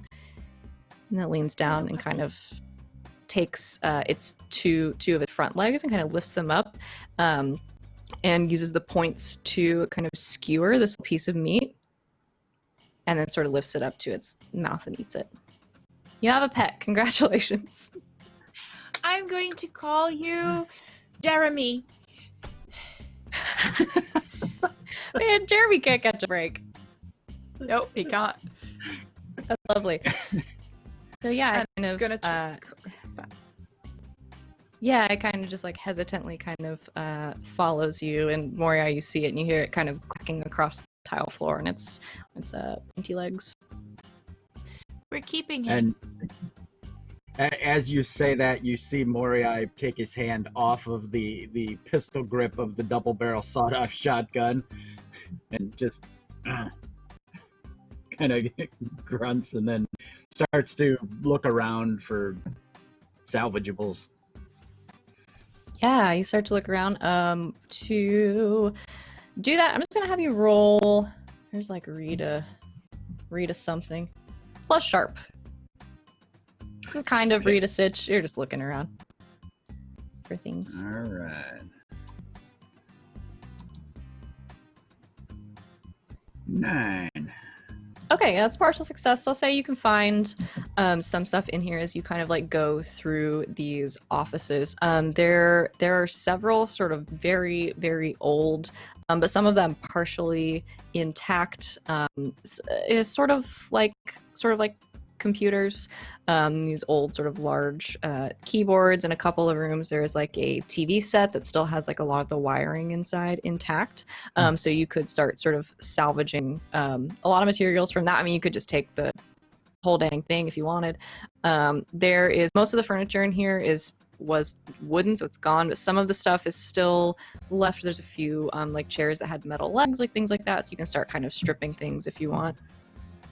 Can there be station swag, like a shelf of nothing but mugs with the station logo on it? Yes, that's wonderful. Yeah, so you go into this one office, which is a little bit bigger than the rest on the corner, and there's sort of this large, sort of busted desk. Not a lot in here, but in the back, the glass of the cabinet still intact. There is like there's a whole shelf of mugs, and then there's like a couple of trophies in there, and then like a baseball cap that's all sort of like faded, and yeah, you can take some swag. Station swag on over the porcelain face, and the mugs. He puts a string like all the way through all the handles, and just kind of has them like they're almost like a necklace of mugs now, just to make it easier to carry. And then he's got a TV under one arm, and he goes out to the truck and just starts loading the swag and everything onto the truck. I love it. I love it. Yeah. So you, Mercury, as you're hanging out with new Jeremy, you see Moriarty start to go out, load stuff into the truck. The other two of you live in Sedona as you make your way up the stairs to this top level. It opens out. You sort of come upon a motorcycle drives by in the distance, and you turn your head for a moment. Oh no, Silver's back. Just kidding. You have his head in your car. It opens up with a set of double like glass doors, the glass of which mostly has been busted out, so you can just kind of like step straight through into what is essentially most of the top floor of this is this large open room. This first part, there are sort of these long desks. There's sort of the remnants of the things that used to be on them, like a couple of pens that have scattered across the ground and things like that. And over to one side, there is just a wall of like pieces that are left over from this essentially recording equipment or any kind of like radio broadcasting equipment that would be there. In the back half of the room, sort of separated off by this glass wall, you can see what is still a mostly intact recording booth.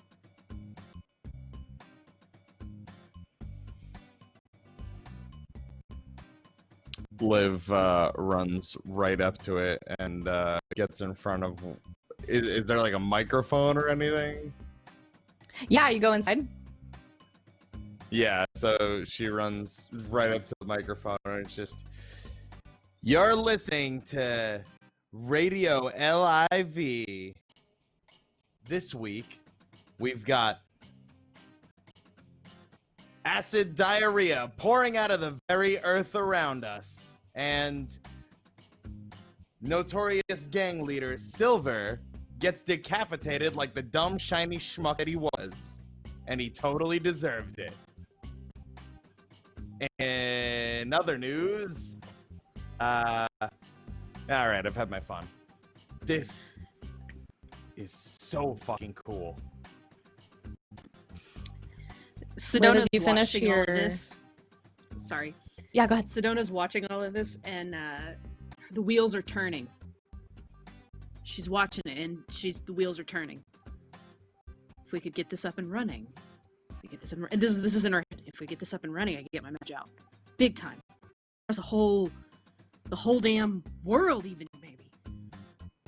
This is it. This is what I need. This is where the gods sent me here. I know it. We gotta get this thing up and running. Well, yeah, no shit, Sherlock. But I mean, like, I don't know the first thing about. I mean, we need to hook up generators. We need to probably get some security out here. I mean, we need to claim this for the assembly line. I knew there was a reason that the gods teamed us up. You are the brains behind this operation.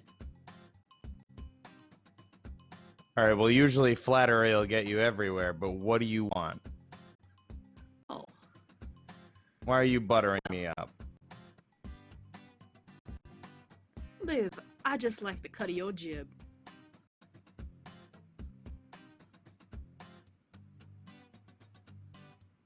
That Thank radio you. host thing you were doing, you could do that.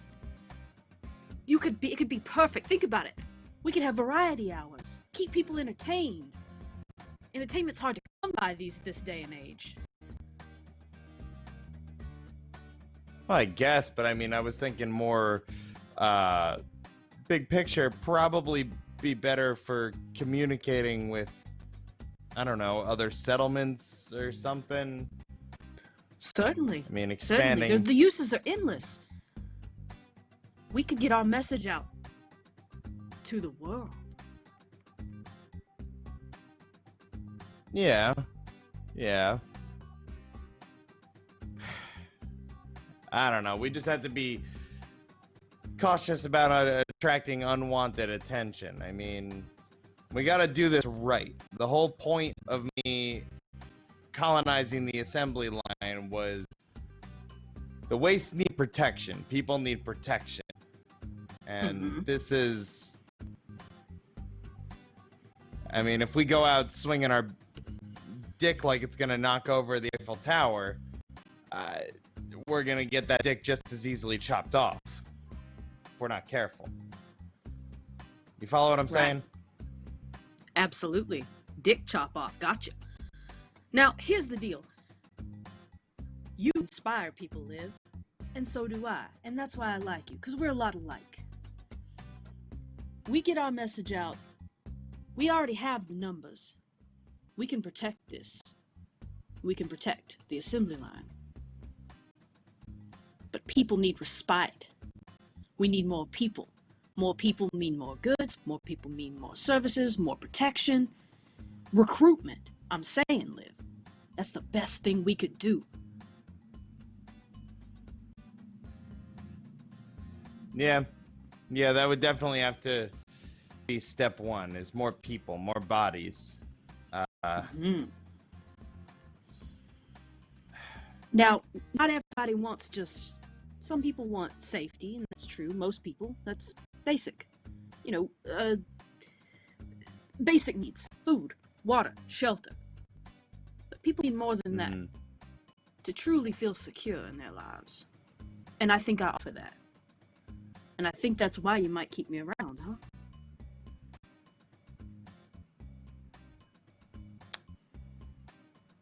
I'd like to read a person. You certainly It can. feels like she's getting played. Like Okay, a you fiddle. read a person. A charged You got interaction. crits as Roll well. plus sharp. Just saying. Yeah, Just saying you got crits. yeah. Oh, Just that's to stir the pot a true. little. Oh, I do like pot stirring. So, how does that work? Do I just auto crit it? Do you want to use it? I would love Do you to want to use a crit? it. Okay, Hey, so we're calling that an people gave auto it to me, I'm gonna use success. So we're gonna treat that as if you have. This would be. Well, I'll treat this like we treat luck. Yeah, so we'll call this. If you use your crit, it is as if you have rolled a 12. Okay. So, when you read a person on 10 plus, hold 3. You can ask 3 questions, not of Sedona, but of Marlowe, about Sedona. Oh, Marlowe, ever intelligent bog witch, do tell me these riddles 3. What does your character intend to do here? She intends to get on this radio and preach to the masses. Okay. What?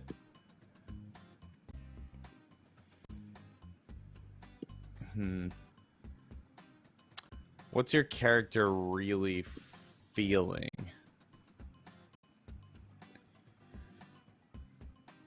Excited for a new opportunity. Okay. I'm gonna hold the last one. Okay, you want to hang on to it? Yeah.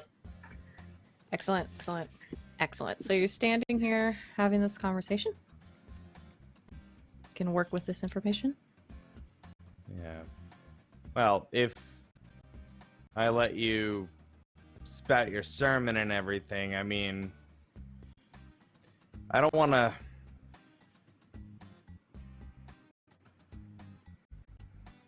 I don't want the assembly line to become some religious, overzealous power. You know, you can have your little corner of the plant, but I mean, first and foremost, this is my house. It's my rules. Absolutely.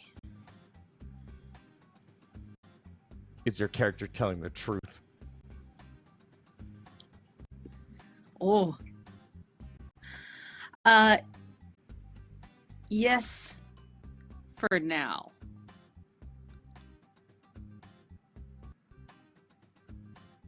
Okay.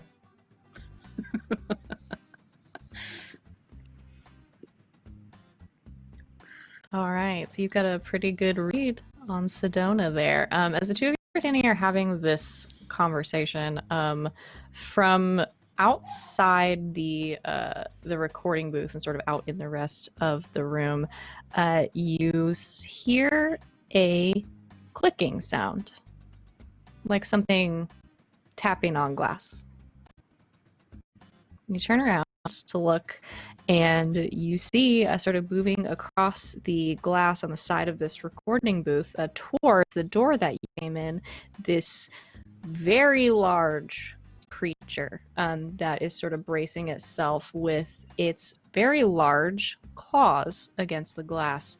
It is about the size of a mercury or so. And it is this sort of dark purple and green insect-like creature with these like spindly legs. They're kind of making their way across the floor, and this large like carapace body and antenna on top of its head, and these two huge lobster-like claws that are starting to kind of pull around and make its way into the booth. And you can hear this kind of like hissing sound. Oh, absolutely fucking not. I'm killing this thing before that kid makes friends with it.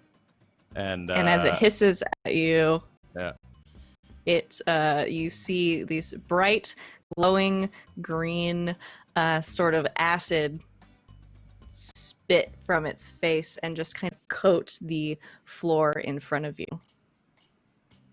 What would you like to do? I'ma shoot it with my 9mm. I'ma shoot it. I'm shooting it. Absolutely. Let's have you roll plus hard. Oh, Now that's a fail. Yeah. We'll say, to remind you guys that this move exists, there is a move called Help or Interfere with someone. When someone makes a roll like this, that could potentially be bumped up to either partial success, because partial successes start at 7, or from a 9 to a 10 for a full success. If there is a way that you feel like you can intervene, you can roll that move and attempt to help. The caveat being, if you fail, something bad is also going to happen to you. So, I'll put that out there. But you don't have to. So, Liv. Which gun are you firing with? You have a couple? Yeah, I have, this is my sidearm, the 9mm. It's 2 harm, close, okay. and loud. Yeah. Okay. It is usually loud. You pull the sidearm out and aim it basically between this thing's bug eyes, and you fire, and you hear a little click and kind of a metal scraping sound. Gun jams. Fucking God, I told them to clean these guns. Lazy, junky bastards. And the thing starts making its way towards you, sort of clacking its claws together again. This thing is this is the size of a person. But it's bugged. So it starts to kind of make its way quickly sort of across the room, spinning through the acid toward you. Sedona, do you do anything? Is there any kind of something nearest me that I could toss at it, throw at it? Something I could throw. There's a chair. Okay. I'm gonna grab this chair and try to like toss it from over my head at it. Okay.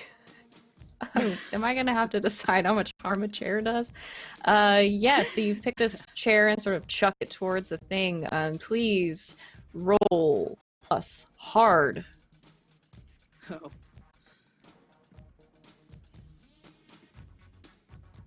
Oh God. Okay. Yeah, let's prepare for the worst. You chuck this this chair. It goes flying sort of over the thing. It's heavier than you expected. You really rear back and throw it, and it goes tumbling through the glass, sort of smashing through and into the one of the metal legs of it. Kind of sticks into one of the panels on the wall. You see some sparks kind of start to fly from what little kind of power there was residually in there. You might hurt the equipment. Oh no. Downstairs, Mercury and Moriai, you hear the sudden crashing of a chair going through a window, the crashing and breaking of glass, and then this like loud impact from the floor above you. I think there's a quick look towards each other that immediately is like, something's going down. And I'm putting Jeremy next to Silver and say, you two stay, and then I run. Okay, you leave Silver and Jeremy, and you start running up the stairs. Moriai, I assume, close behind. Okay, yeah, you make your way up the stairs quickly and around and through these broken glass doors just in time to see on the far end of the room, inside another room that is encased in glass, a large purple creature with these large sort of claws moving up toward Liv and getting ready to chomp at you. It came back. Oh. That's what you saw? Yeah. That's what you saw? Yes. It was nice. It didn't attack me like it's out to attack you. So. Fine. Throw a knife at it. I was gonna say. Okay, yeah. Can you do anything about it? All right, yeah, go ahead and roll No, plus hard.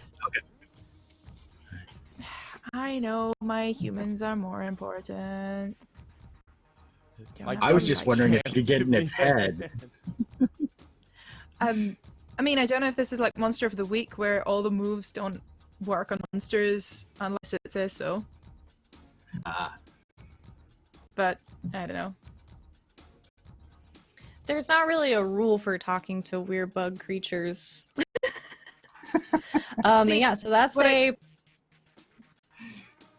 Yeah, no, I'm not gonna retcon. It's fine. I'm throwing the knife.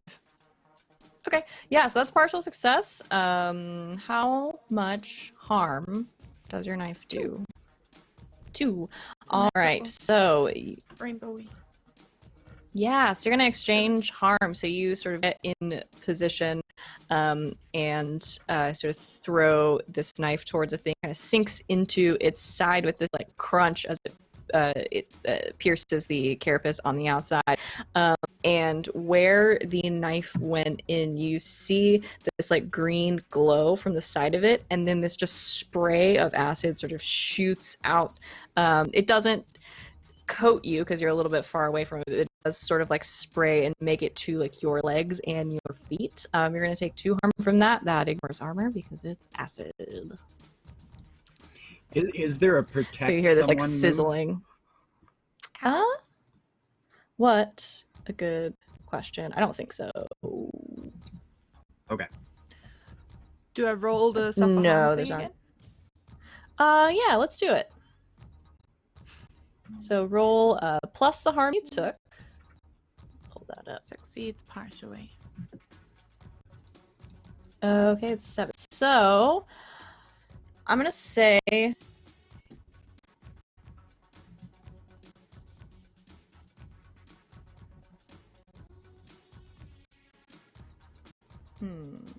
not really holding anything. I'm going to say you missed noticing something important.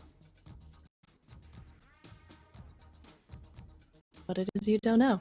We'll find out in a second. But yes, this acid sort of coats your feet, and you can hear it kind of sizzling, kind of making its way through to the skin a little bit. So you are paying attention to that and not anything else at the moment. Ow, ow, Moriai, ow, is there ow, something Oh yeah! How dare you! And leaps forward and gonna hit it with the sword, not thinking that the same spray is gonna get him. Yeah, go ahead and roll plus hard. Right.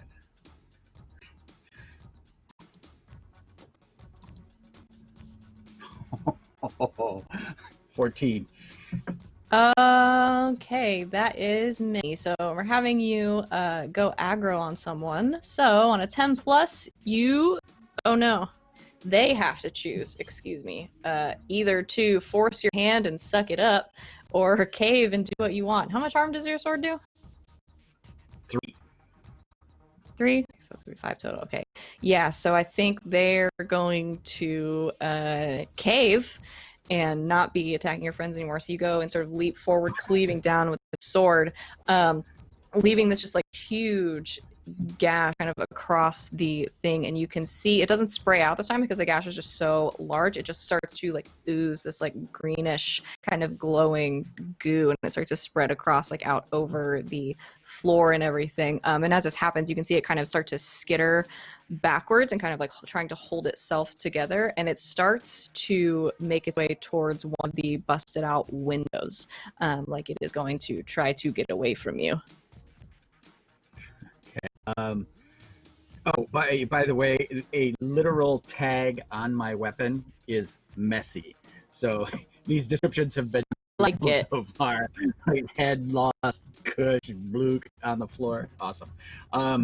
Like it a lot. Yeah, I will let someone else do something since I just did that, and I'm kind of looking back at Mercury, with acid on her.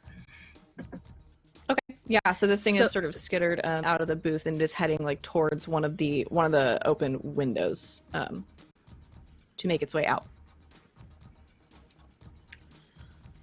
So I'd like to rush toward it and get near enough to it that I can pick up my robot foot and try to slam it down on top of it. Woof. Wow. So this robot foot is strong and mechanical. Some of the I feel like that applies. Yes. So yeah, you go and sort of swing your leg using the momentum to sort of lift it up over part of this thing as it skitters across the floor and bring it down. I'm going to have you... Oh... I don't know. I don't think you have to roll. I think this is suckering someone because you've kind of backed it into a corner, so I don't think you can miss. Does your leg have a tag for like doing harm? Does it say it does an amount of harm?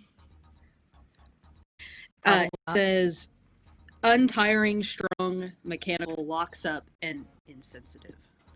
Yeah, that's fine. So yeah, you guys see Sedona sort of run over and then swing her leg up, sort of picking up this heavy sort of mechanical leg and just it fall, kind of bringing it down on top of the thing, and you just hear this like sickening crunch, and it kind of stops where it is as it is kind of like folded in on itself, and it's not moving anymore. So I imagine Sedona's got her like dress sort of hiked up a little bit, and that mechanical boot is down on it, and she turns and looks at the others and she said, "I will smash our enemies underneath my heel." She's so cool. Sedona, as you turn and say this, and Mercury says that you are so cool, you see from behind her another one of these creatures skittering across the floor, sort of reacting to what has happened, making it to the window and starting to like crawl down the outside. I was gonna get you in a minute. You scared them. Maybe there's more of them here than just this one. We found more earlier. Not all of them are grown, but the grown ones seem to not like us very much. Where'd you find more of them? Just downstairs earlier on. It's fine, they were friendly. He was. You guys hear Looks at the acid on the floor. hear this clacking sound as sort of coming up the stairs behind you in all of the ruckus, very carefully with one of its like spindly legs, like holding Silver's head through the helmet. Jeremy, or for the other two of you, this very large glowing spider with pokey legs. Just bringing the head, friendly. it just kind of like sets it down in front of Mercury and kind of sits. It's a spider, so it's awkward, but it just kind of like sits back on some of its little like spindly, glowing legs. I told you to stay, not fetch, but you're a very good boy. Pat on the head and give a little bit of jerky. He eats it. That's Jeremy. Not other Jeremy. Spider Jeremy. Oh my god. Okay, You that's have to like talk to Sedona for really that. funny, but also we're not keeping it. Yeah, we are. I am. I'm keeping it. What? Well, what if it attracted those other things? What if you screaming and shouting and breaking things attracted the other things? It'll be fine. He'll be in our shack, and he's gonna have a little bit of a litter box, and I'm gonna walk him every day. Please. Please, please, please, please, please, please, please, please, please. All right, but it's riding in the other truck. Jeez. Okay. Good boy, good boy.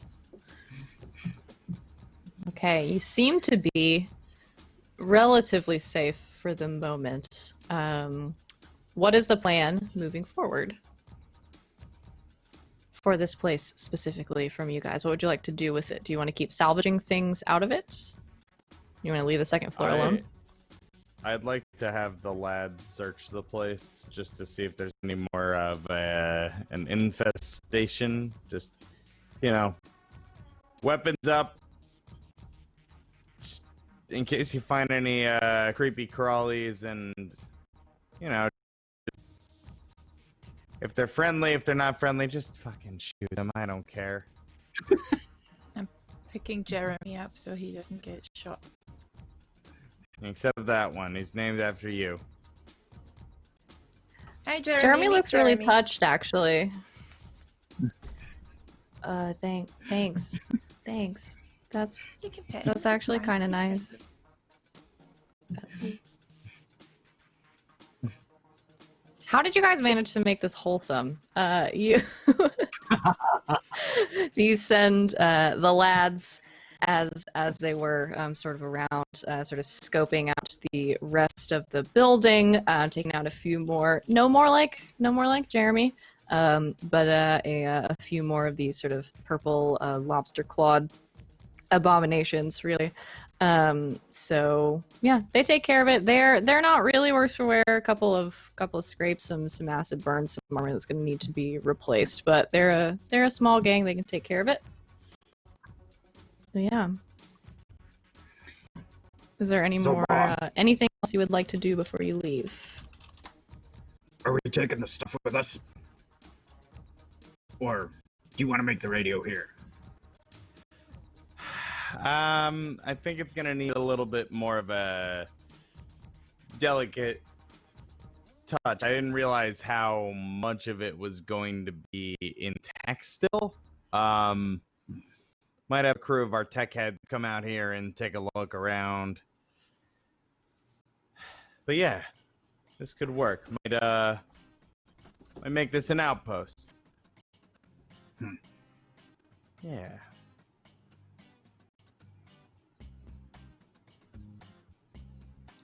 All right. So you round everybody up, and Yeah. get ready to head back to the assembly line.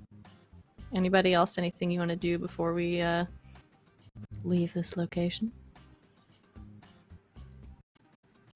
No, I'm good. Cool. All right. So you load up in the trucks with the salvage that you do have that you pulled from the first floor. Lots of parts and bits and bobs and pieces. You guys can all have to barter because Oh. you found a bunch of stuff.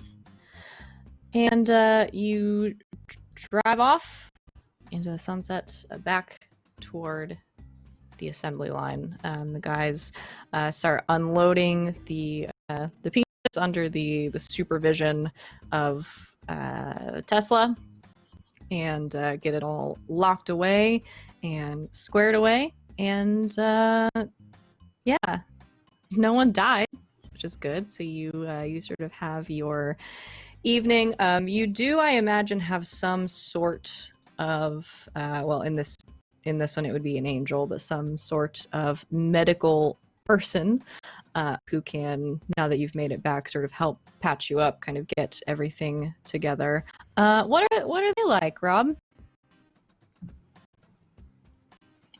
What's your angel like? I think the angel is sort of this it's funny because like I imagine that there's two of the gang members kind of just standing guard around like the infirmary area, and there's this huge dude, like I'm talking like gun lugger level dude,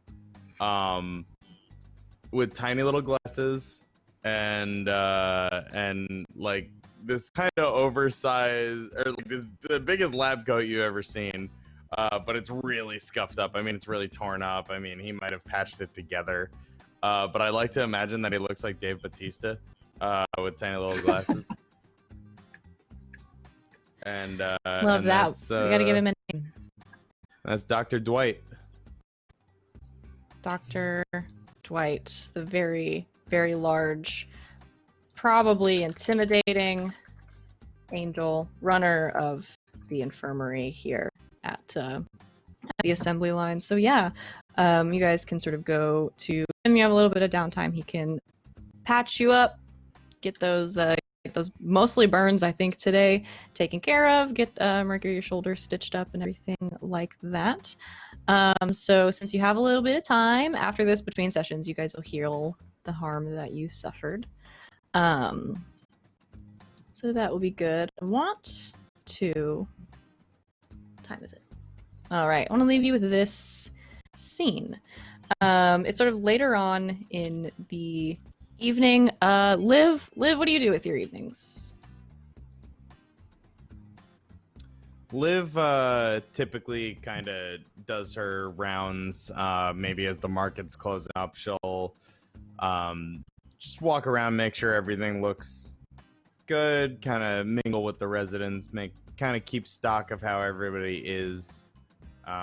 If she notices anything, I mean, I think that if there's like a very clear want in the assembly line, this is sort of where she starts to take stock of that sort of thing. And she'll, the way back to her like admin office is through the field, so she'll just sort of like walk through as the farmers are closing up for the day and finishing up their work, just make sure everything looks all right. Probably grab like produce out of one of the bags and just start munching on like some, I don't know, radioactive carrot or something. I guess apocalypse vegetable. I don't really know what they grow. We'll come up with some apocalypse vegetables. Yeah, it'll be great. And yeah, I mean, I think this is kind of just her walking through her hold, making sure everything still looks all right, and making her presence known. Okay, yeah, you do so. As you were heading back to that sort of central building where you hole up the administration, you hear some raised voices coming from one of these. So I know you have this this whole area and the hold sort of fenced in, well, with like junk piles and things like that. I imagine you have some gate somewhere. Mm-hmm. That people can sort of get in and out of. So over by this this gate, this entrance to the hold, as you're kind of walking through the field, you hear some raised voices, and you see the gate is sort of partially open, and you see Tesla and Sig are standing over there talking to a person you do not recognize. She'll make sure the gun is showing on her hip and just sort of coast over there. Take a listen. Okay, yeah, you hear this kind of heated exchange. Well, it is heated from the side of your people. The person they are talking to is sort of very calm, very sort of calmly, almost disinterested in this exchange, talking to the two of them, and they are telling him, you know, that you can't just come up in here like this. We have for a reason, all this stuff, and they are trying to get him to leave. So as you get closer, you see this person standing there. They are tall and thin, and very, very thin, sort of like sunken cheeks, like cheekbones sticking out. But they're wearing very nice clothes, like clothes that are not almost like a suit.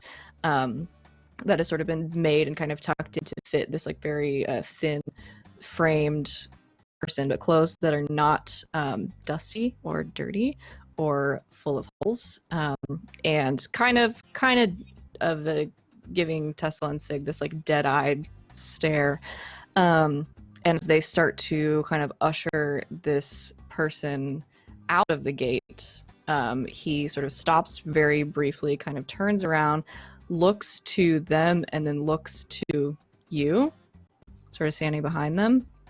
And then you see him whisper something to the two of them, and then continue to let himself be ushered out of the gate. And it shut and tightly locked behind him. Sig goes off to remount the person who is supposed to be guarding it and not letting people in. And Tesla sort of turns around and sees you standing there and walks over. Hey, boss. Who's the diff?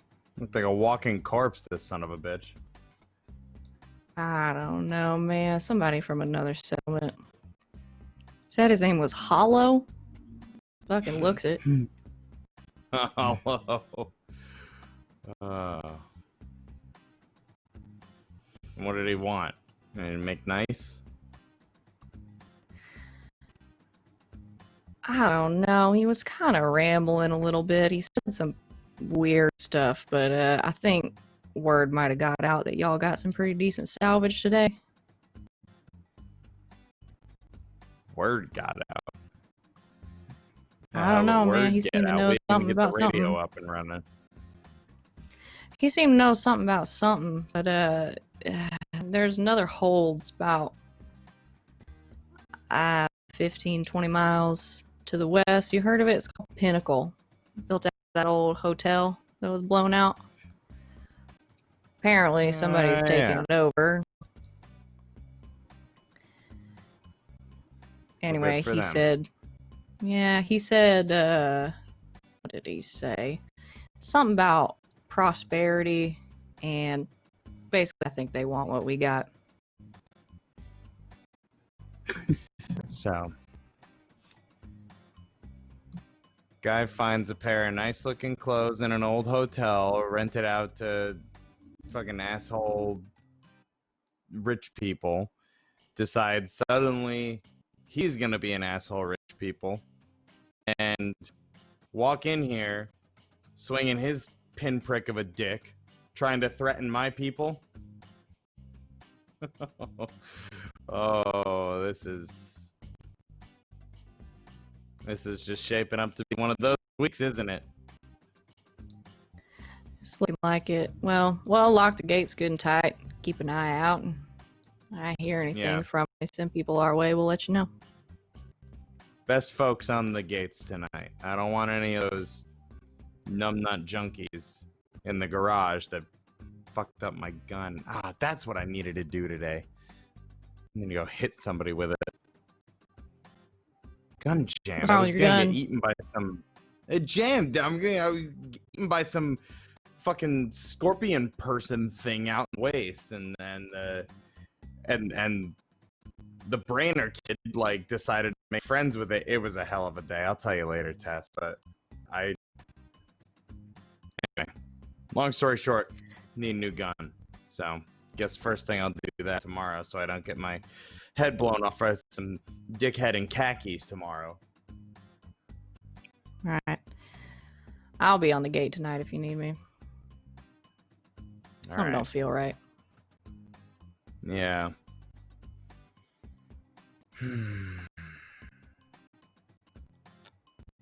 Wake me to see anything. Implying I'm gonna sleep. Now I'm not gonna fucking sleep, and now you guys get to deal with me cranky tomorrow, so enjoy that. Wouldn't have it any other way, Lib. She walks off. And I'm gonna go ahead and leave it there, because we have end of session moves to do. So that's where we're going to stop for today.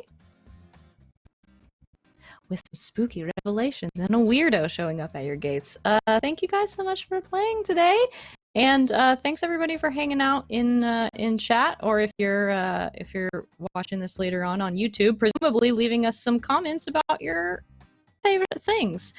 So at the end of every session,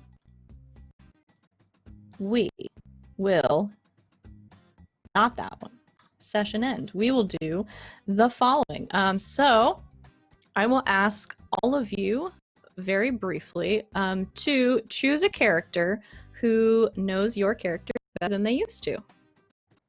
What will happen here is that player, the person you choose, will add +1 to their history with you. Let's go. Does anybody want to go first? If not, I'll just call on people. Sometimes people have strong feelings about this one.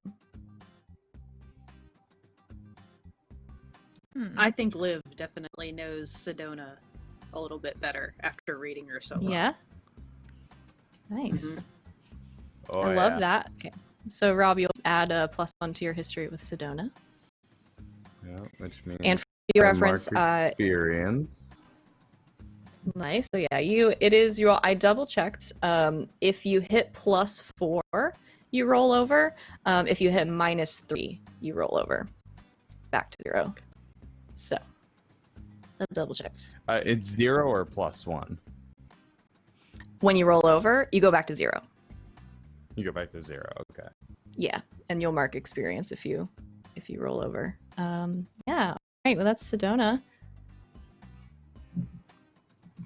How about Liv?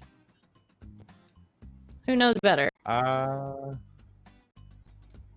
I think I was gonna say the same thing. I think there's a little bit of history to the two characters, Sedona and Liv, in terms of leadership styles, and I think they kind of had their first heart-to-heart in what would be ever, probably.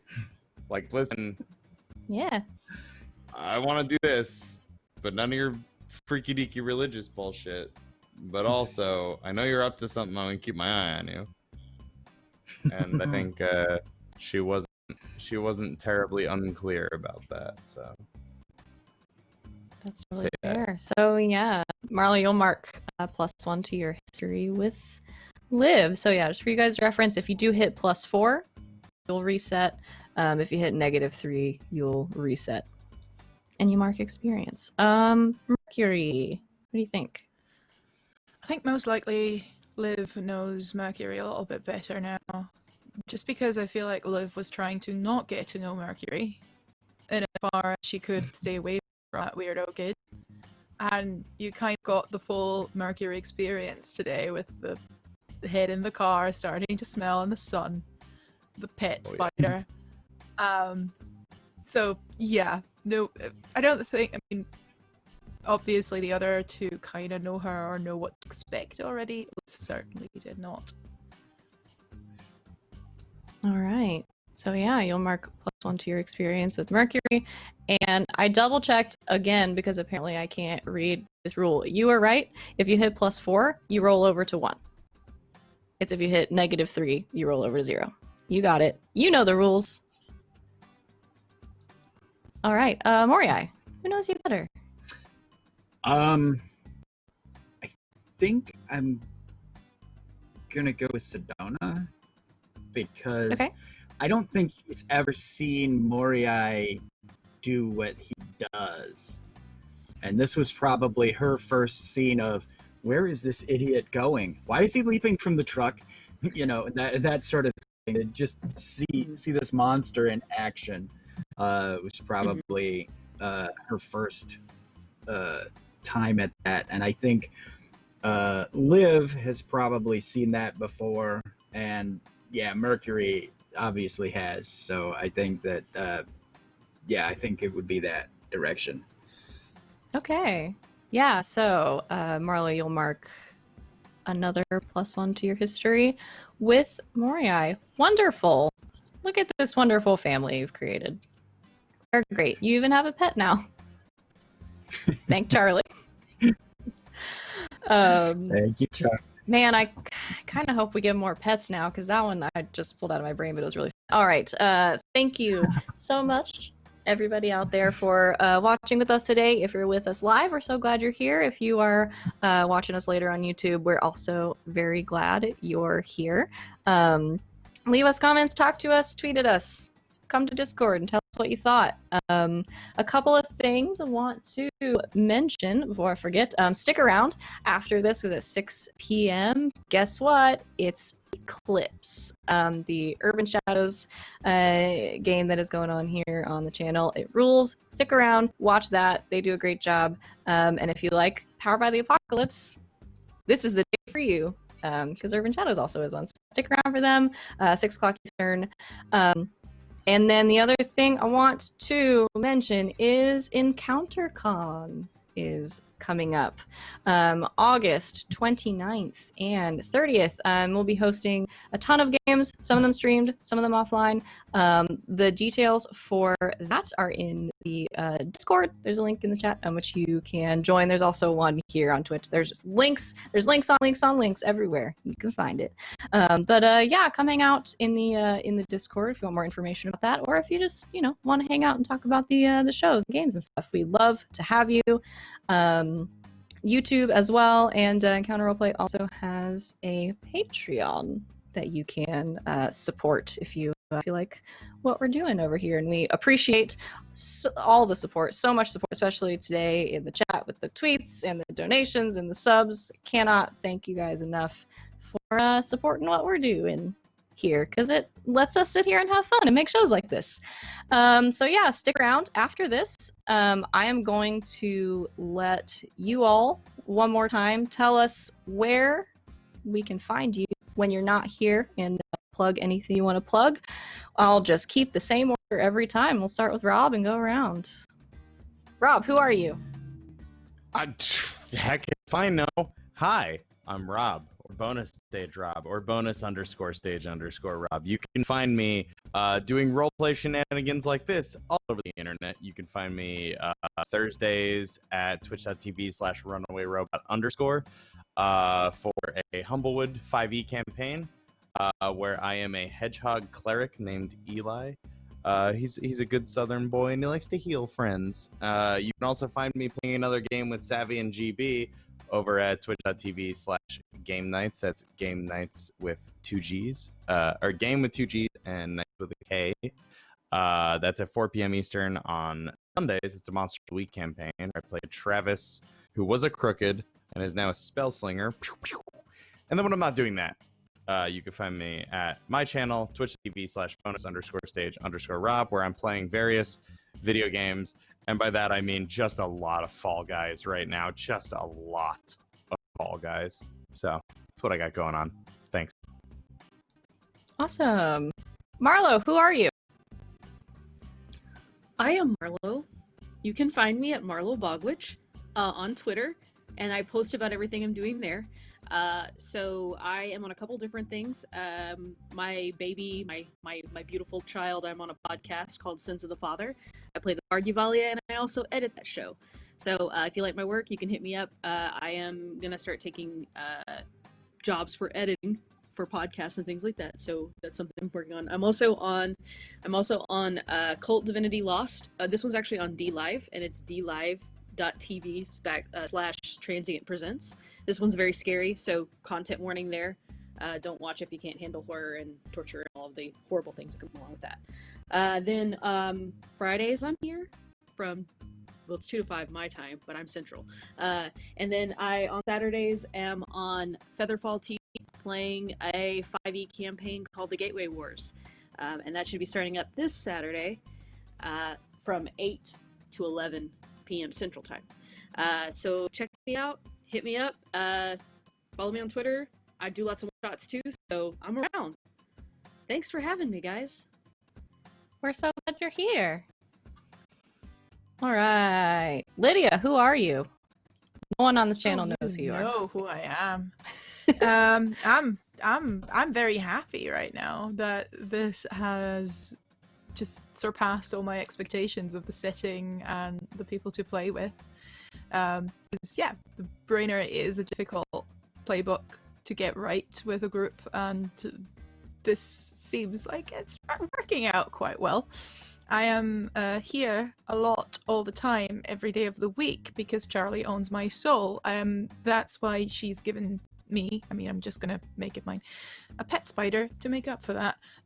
That's the perks you get on Encounter Roleplay. Yeah, I'm Half Hour's Tournament on all socials, but most often you can find me in the Encounter Roleplay Discord. I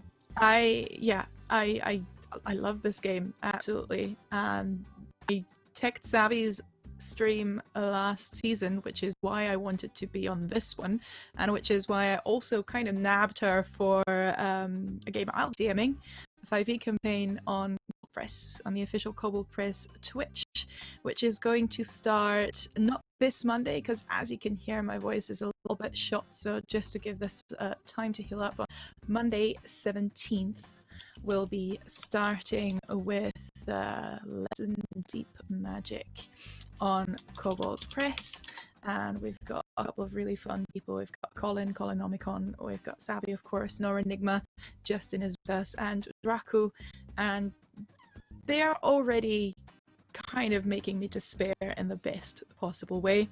You can also find me on Kobold Press on Tuesdays. Both of these are 8 p.m. 8 p.m. EST, because times are hard. On Tuesday I'm doing a GM advice show with Crime Nut. And apart from that, I'm always here all the time, because that's my life now and I love it. And we love you.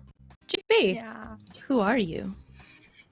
Graybeard at Graybeard Tavern, and you can find me later tonight over at G Game Nights, Kniggets with a K. Yeah, playing the Sprawl, where I will have to costume change real quick, and I play a crazy kid driver, drone jockey. Then on Sunday morning, I get to play with all my toys. Come see them. There's plenty. And we'll be playing Deep Sky Derelicts at 10 a.m. Eastern Standard Time, 10 to noon. Then, as was mentioned, 4 o'clock, I'll be Monster of the Weeking over on G Game Nights. Then I got a couple days off where I watch you guys play other stuff. And then I'll be back on Thursdays over at Indoor Adventures, where we're playing 5e, where I play a dual-wielding, mace-pounding bugbear named Hugurk. And so he's a lot of fun, too. And yeah, that's me. All right, and one more time for the road. I'm Savvy at Savvy Seaworth on Twitter, and I always want to say and everywhere else, but there is nowhere else. I just exist on Twitter at this point. My schedule is pinned there. I won't go through all of it because I stream 7 shows right now, so you can read my schedule. It's on my Twitter. But yeah, you can find me later tonight at twitch.tv/game nights, game with 2 G's, nights with a K. We're playing the Sprawl, where I play a big buff lady who kills people with chains, if that's your thing. And yeah, I run Monster of the Week on Sundays, and I'll be playing in a lot of other games. Twitch.tv/game nights is just where you can find me for almost everything except for this and Kobold Press starting next week on the 17th, where I'm going to play basically a hippie. No spoilers, Think though. about It's going to be it. really fun. She talks like this. You know what? Just think about it. So if that's your thing, yeah, coming out. This is going to be a real good time. But I have taken up enough of your time today, and it's almost time for Eclipse. So thank you one more time, everybody. Thank you for all of your support and everything today. This was so fun, so awesome. We will be back 1 week from today. Same time, same place, 3 p.m. Eastern time here on Encounter Play. So we will see you then. And yeah, stick around and watch Eclipse. Bye, everybody.